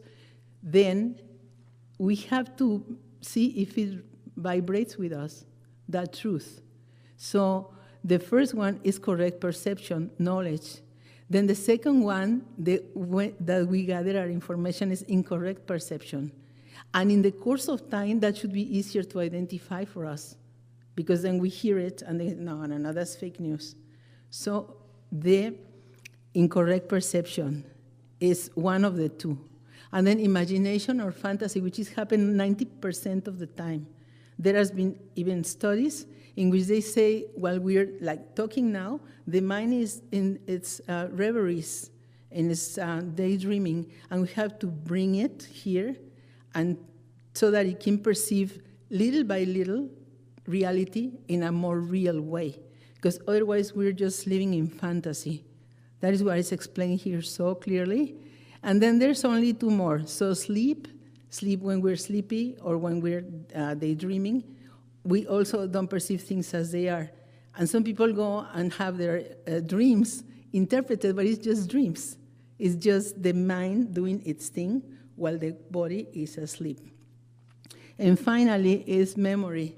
And memory, we can see that is not very reliable, because memory, when we remember something, is already tainted by wish and by faith and by the way we would have liked it to be. And I always say that in TV shows where there's trials for murders or something, then they no longer believe or no longer give a lot of weight to what the witnesses say. For example, did you see that he was wearing a blue shirt and tennis shoes, the one you saw killing her? Yes. And 2 days later, another witness says he was wearing red, and he was like with beard, and the man is like, what? And that is 2 days difference. So we have to, these 5, put it in control. Those are the 5 vrittis. And I didn't try to memorize the whole book, but this one, sometimes when somebody's telling me something about pramana, viparyaya, vikalpa, nidra, smrtaya, and I memorize it because I thought, okay, pramana or not pramana is true knowledge or not. So this is the main thing, that if we are thinking we're going to practice Yoga Sutras, and the first thing is to calm the vrittis, to know the vrittis and keep them in our mind, what all these obstacles can be to true perception. And then the second obstacle, remember, not the kleshas, the afflictions. These ones are also good to remember, because we walk with these 5, like if we were a jacket, I thought, with 5 pockets, and we have the contents there day and night, and even when we go to sleep. So the obstacles here called kleshas or afflictions are also not many. There's ignorance, the ignorance of who I am, but how am I going to resolve to know who I am? I have to eliminate those black and white perceptions, and then when the mind is clear, I perceive myself as existence. That already happened to me once, reading one of Baba's books that I'm going to read from at the end. And coincidentally, I opened this magazine, which is called Hinduism Today, and see what I found. It says, anyone can experience that, awareness of awareness itself. So awareness is aware that I'm aware. There's no thoughts, there's no obstacles. It is much more difficult to sustain the intensity, however, for the very power that allows us to control the mind is enough to stimulate other dimensions. So what happens is this, that we think, okay, now my mind is Nirodha. And then immediately that power creates more ripples because the mind is full of those. So we have to, like, when in some sutra it says practice for a long time with great enthusiasm and without distractions, and it means without distractions as much as possible, I think. So it's ignorance who I am, and then the ego, so the sense of I am. We've seen this so many times. I am, that is more difficult to let rid of than it seems, because when they say, who are you? We already have a long list of who I am. But all that list, we have to sit down at least once a day and say, okay, this list that I call myself, I'm not. I'm not.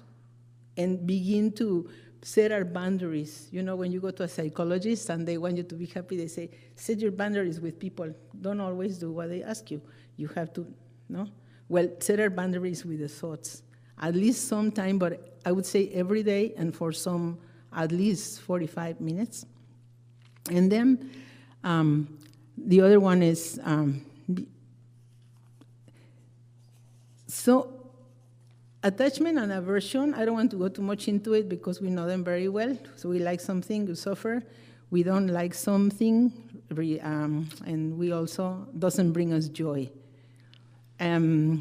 Then the desire to live, which is very complex to discuss. The desire not to die, that would take a long time, which I don't have. And then what I was thinking is this is like an exploration in the ocean of samsara, leaving from a port and getting to another one. And the obstacles would be like rocks, if we're in a ship, rocks, gusts, winds, underwater currents, and storms. So we are in that, and we have to see all these obstacles. Okay, I want to reach that state that they explained here. And one by one, all these obstacles had to be stopped in that moment when they appear, otherwise they grow. Otherwise they take precedence.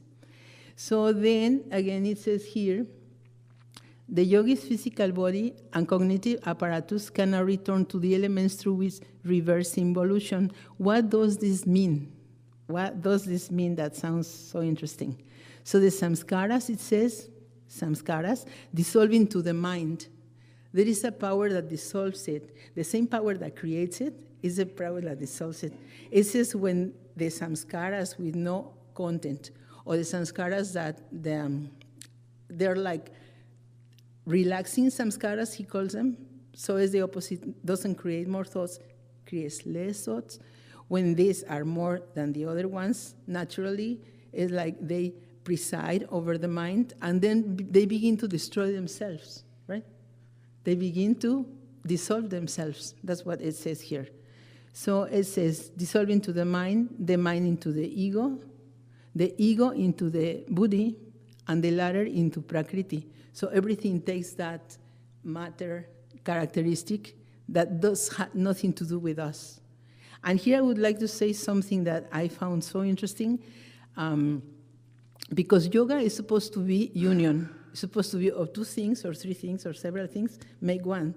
But the description of yoga in the Yoga Sutras is separation, is distinction, is not one, is to make many.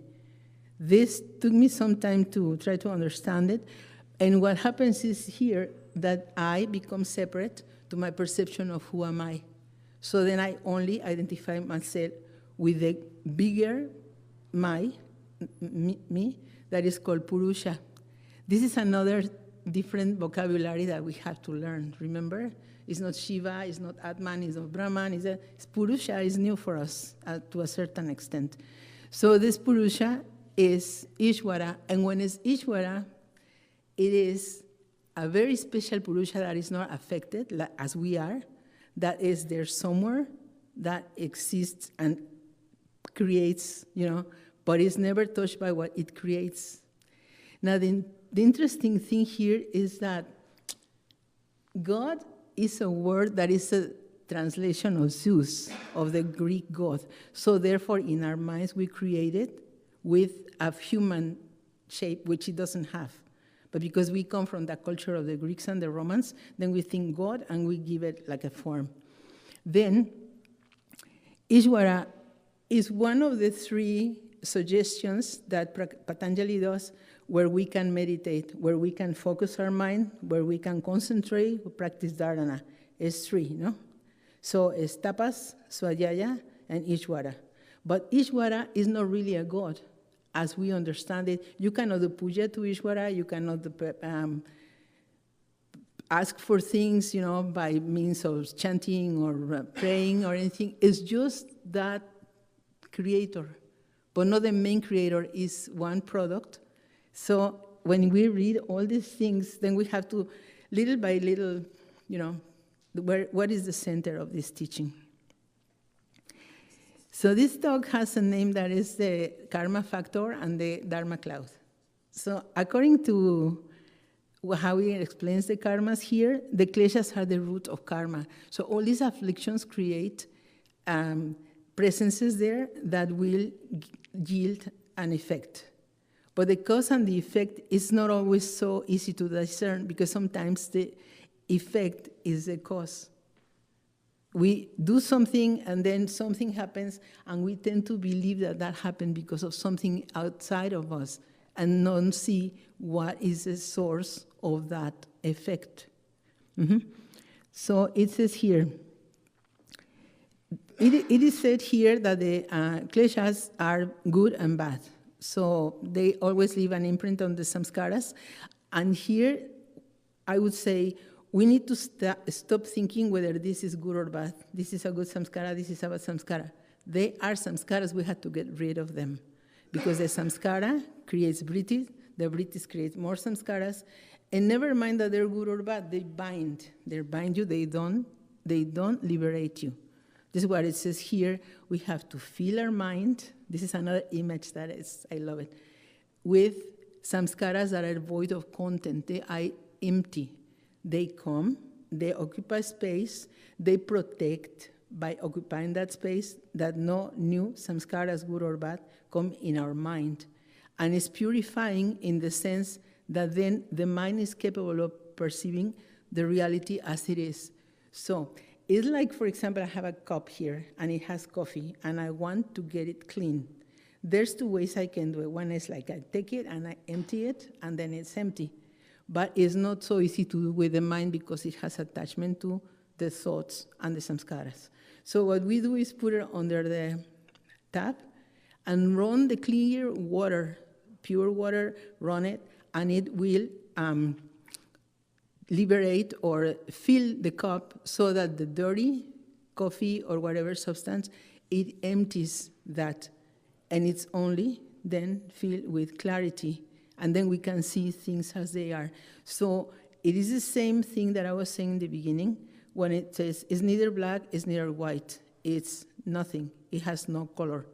Then we fill our minds with that. For example, you say, oh, this is my favorite chant, the business of Hazranam. Immediately the mind goes, but not mine. It's very difficult to pronounce if we can hold it like the horses, in the Bhagavad Gita, and not create a response and understand at all times I don't need to know everything, I don't need to express everything, I don't need to always have an opinion about everything, because all that creates samskaras.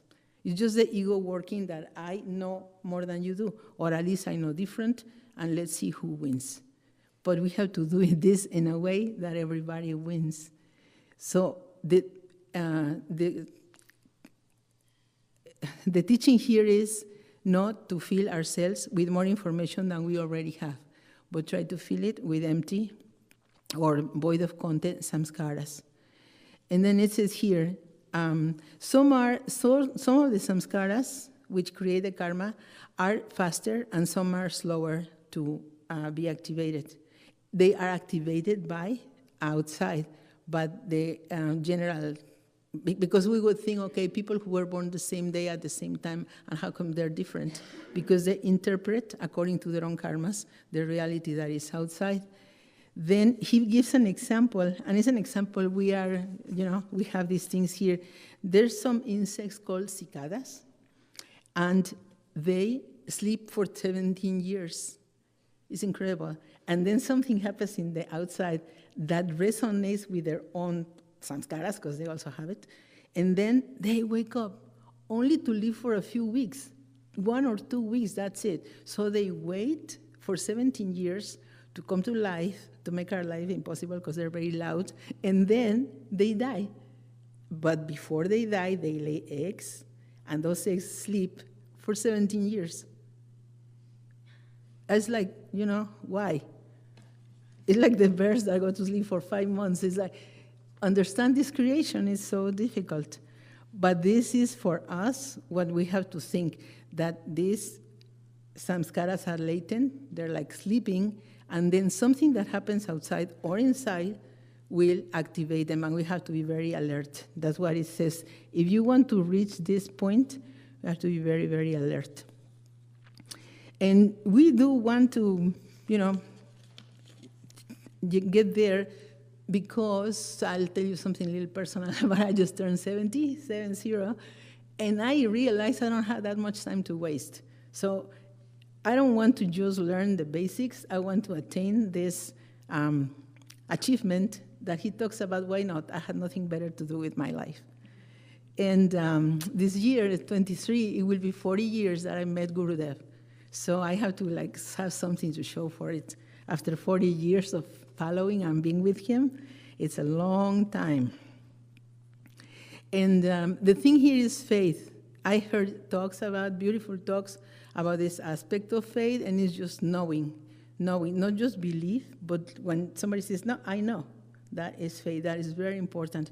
And I'll tell you something that happened the other day. I went to a clinic that I've been going for some time, and at least 15 times I've visited their particular place.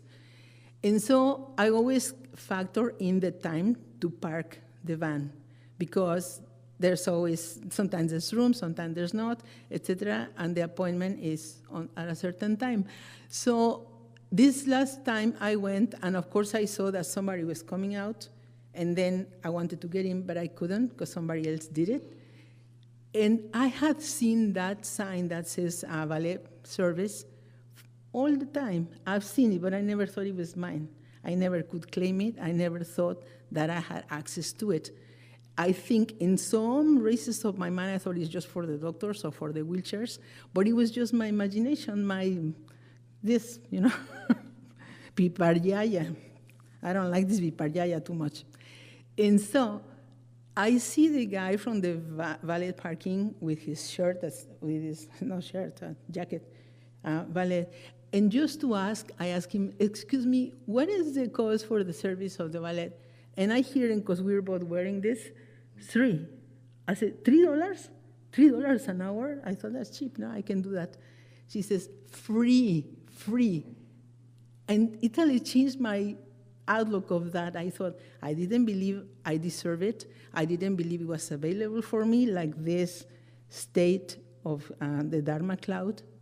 I just renounced to it without even looking if it was for me. And it only took one word. And then I thought, okay, here's the keys. And honestly, when I finished with the doctor, I had to park for a moment and think I only needed to surrender the keys to my ego. I only needed to, yes, I take it is free. Thank you. Here's my keys. Gone. So that was a very beautiful experience for me. And I think when you're open, everything is a teaching. Wow, that means.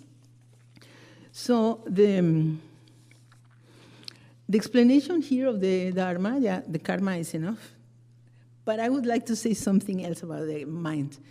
The mind is something that when we read about it, we think that the mind is watching the mind. So I'm looking, like when I can say my mind is very quiet, then who is watching? is another side of the mind, or is consciousness, right? Somebody's looking. But there are people who think, the people who follow Patanjali, that one is looking at another, and that another is looking at another, and that it is like a game of mirrors.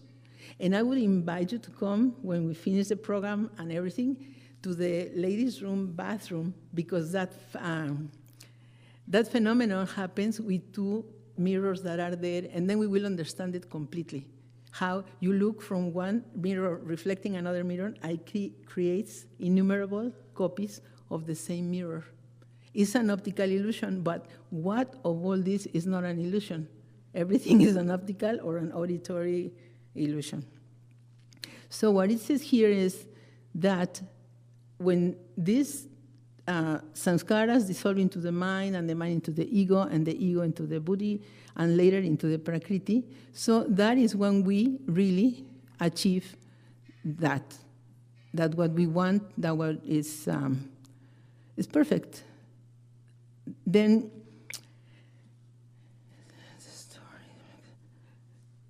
in the end, what Patanjali says, this chapter has only 34 sutras. This is very short.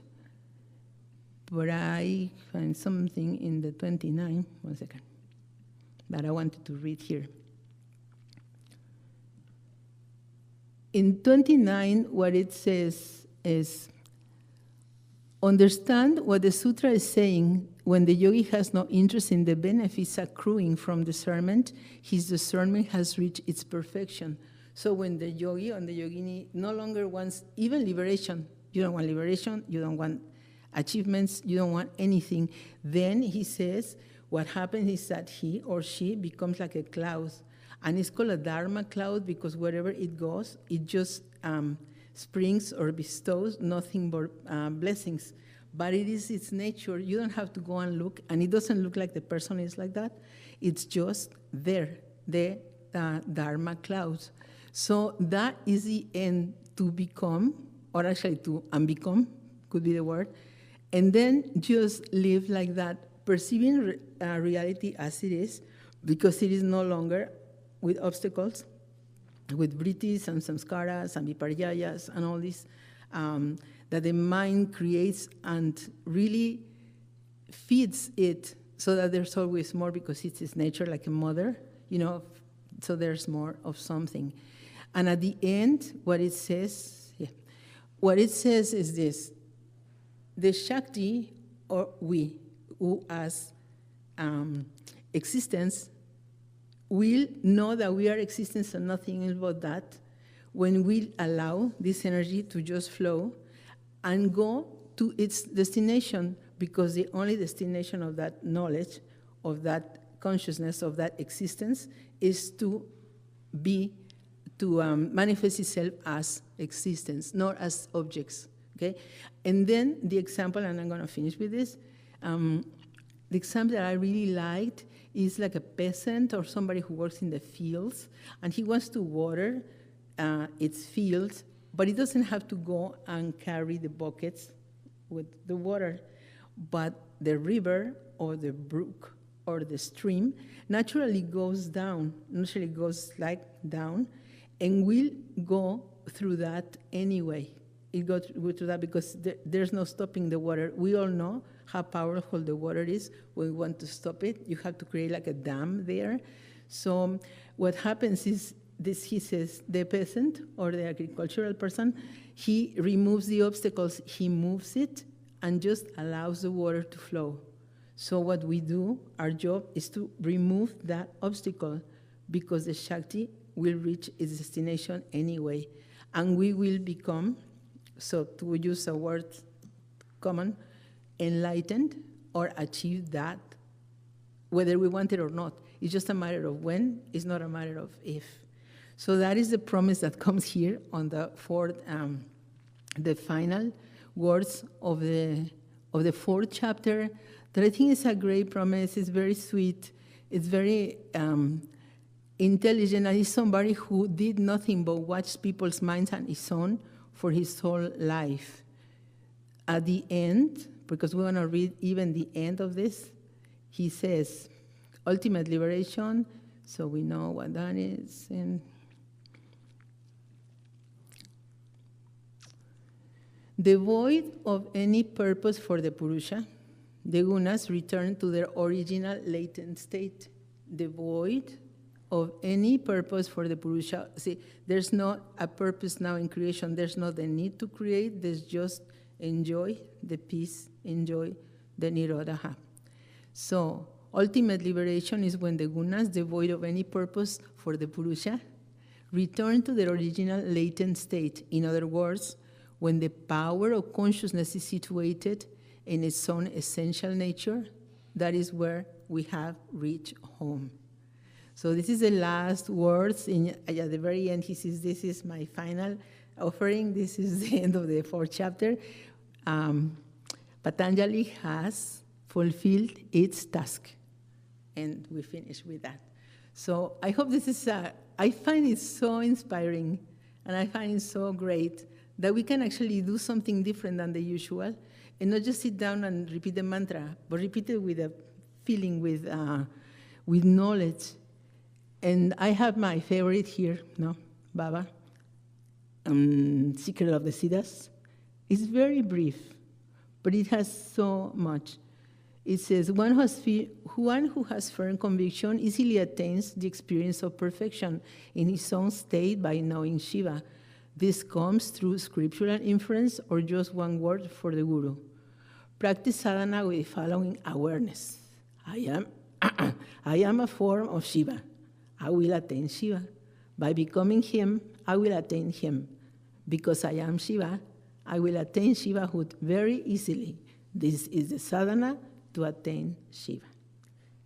Sadhgurunath Maharaj Ki Jai.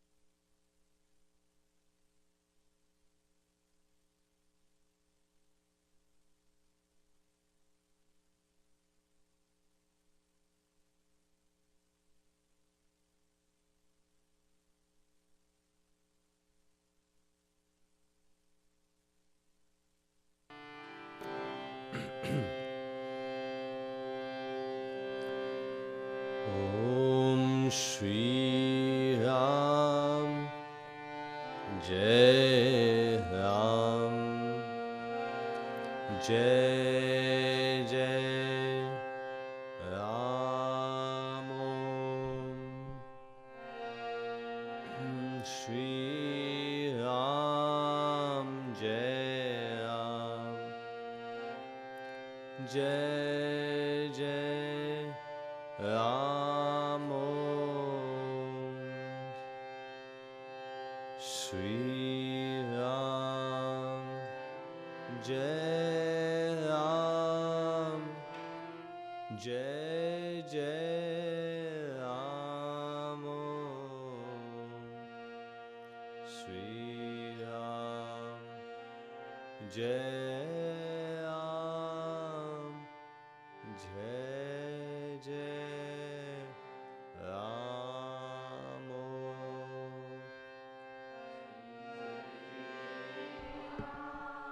Jai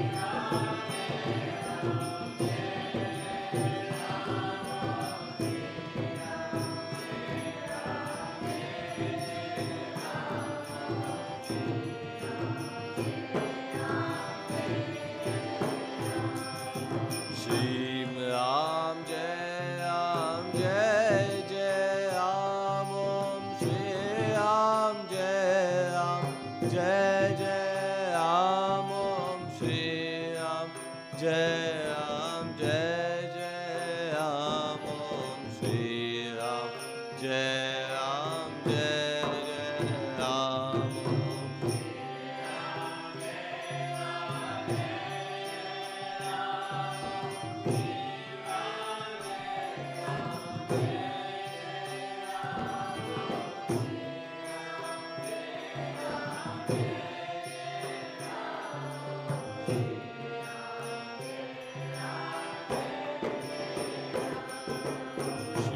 Ram,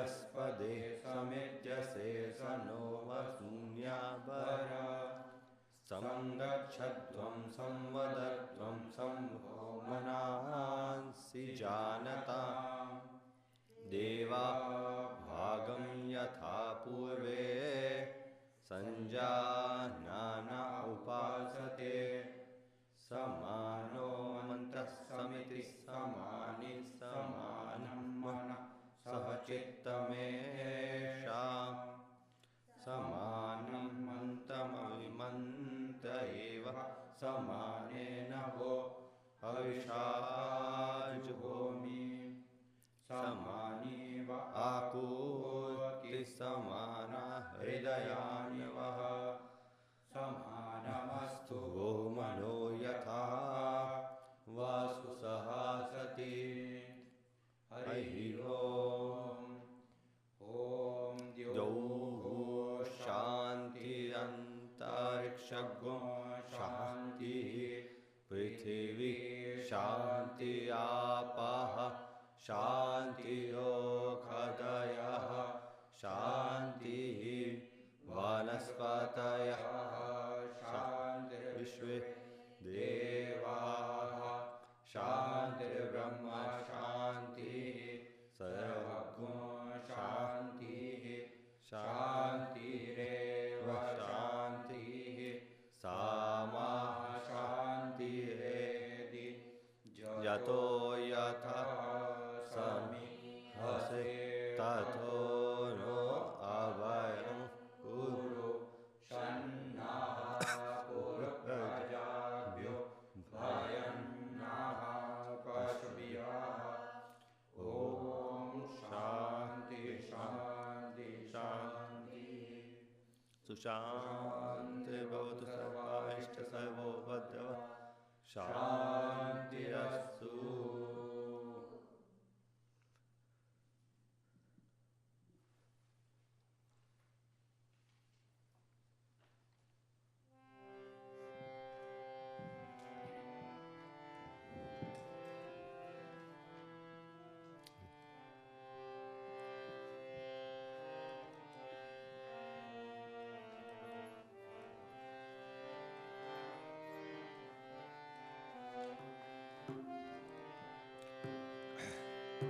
ज्योत से ज्योत जगावो सद्गुरु ज्योत से ज्योत जगावो मेरा अंतर तिमिर मिटावो सद्गुरु ज्योत से ज्योत जगावो हे योगेश्वर हे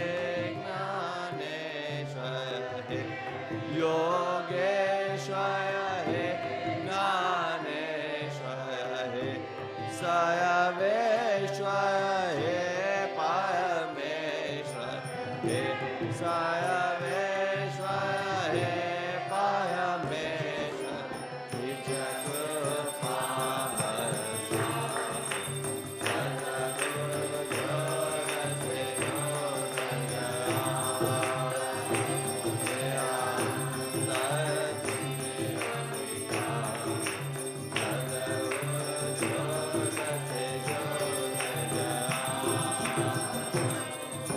हम पालक ते द्वार पे आए हम पालक ते द्वार पे आए मंगल गय सही काम सद्गुरु ज्योत से ज्योत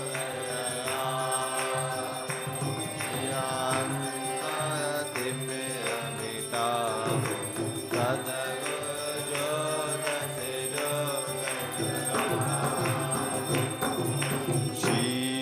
झुकाय कहे तेरी आयत शीश झुकाय कहे तेरी आयत प्रेम सुधा बरसा सद्गुरु ज्योत से ज्योत तिमिर मिटाओ सद्गुरु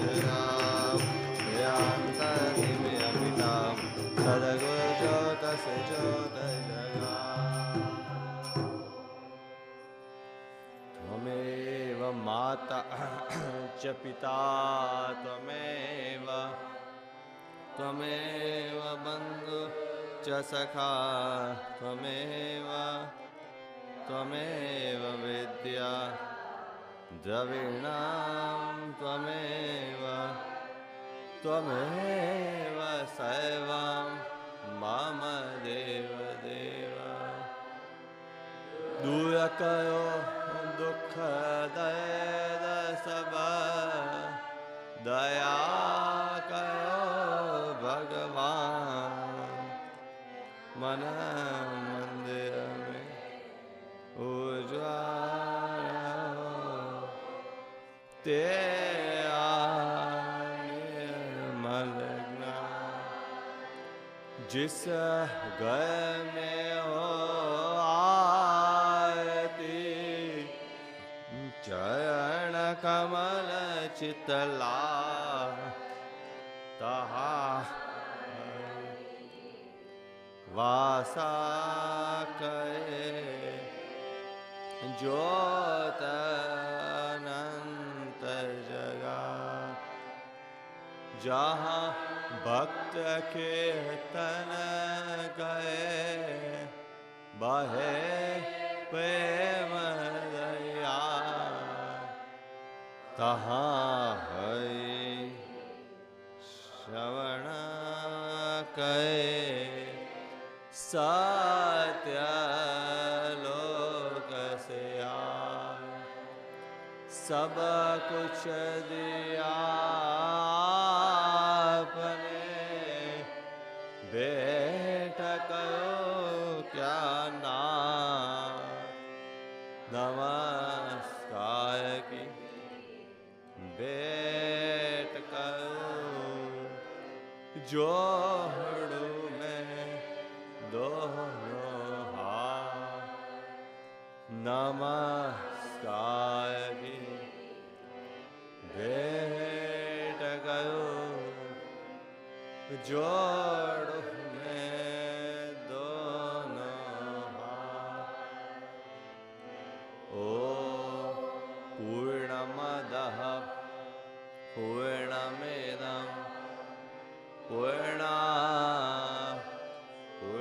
पूर्णमुदच्यते पूर्णस्य पूर्णमादाय पूर्णमेवावशिष्यते ॐ शान्ति शान्ति शान्ति सद्गुरुनाथ महाराज की जय।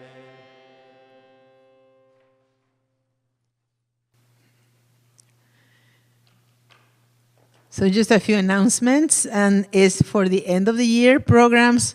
Very, very attractive. We hope that everybody can come and do it with us. First, there's the Global Meditation Intensive with the topic Sukha, be comfortable with yourself, where Gurudev is going to give a beautiful talk explaining 1,000 meanings of the word sukha, which apparently has no translation into English, but we'll learn that. And then the link will be sent out on January 2nd to the whole world, English and Spanish, and for 2 weeks as usual. It will take place from 10 a.m. to 4 p.m. at Namaste here, followed by, at 7 p.m. on the same Saturday, chant till midnight at Namaste to ring in the new year. So we are going to take the intensive and then chant till midnight. And then on Sunday, there's Sunday Satsang with the Guru Gita and the normal Satsang on Sunday, which is January 1st of the year 2023. And overnight accommodations are free for anybody who wants to come and spend the time with us. Please call to book your reservation. You know the numbers, 845-778-1008, or text Nityeshwari. And then next year, we're going to be studying wonderful book. It's called Spanda Karikas. And the book, the text we're going to do is translated and commentaries by Umesh and Chitra Nagarkarte. The book, you can buy it here in the gift shop. It is extraordinary, beautiful. We studied this, I remember, in the year 2015. So for those who were here to study, it will be a way to go even deeper into this knowledge. It's commentaries on the Shiva Sutras. It is fantastic. So a great year ahead of us. And please be here for the end of the year, the new year, and every day of the 2023. Now we can come up for darshan and then to share prasad as we do every Sunday. Sagurunat Maharaj Ki Jai.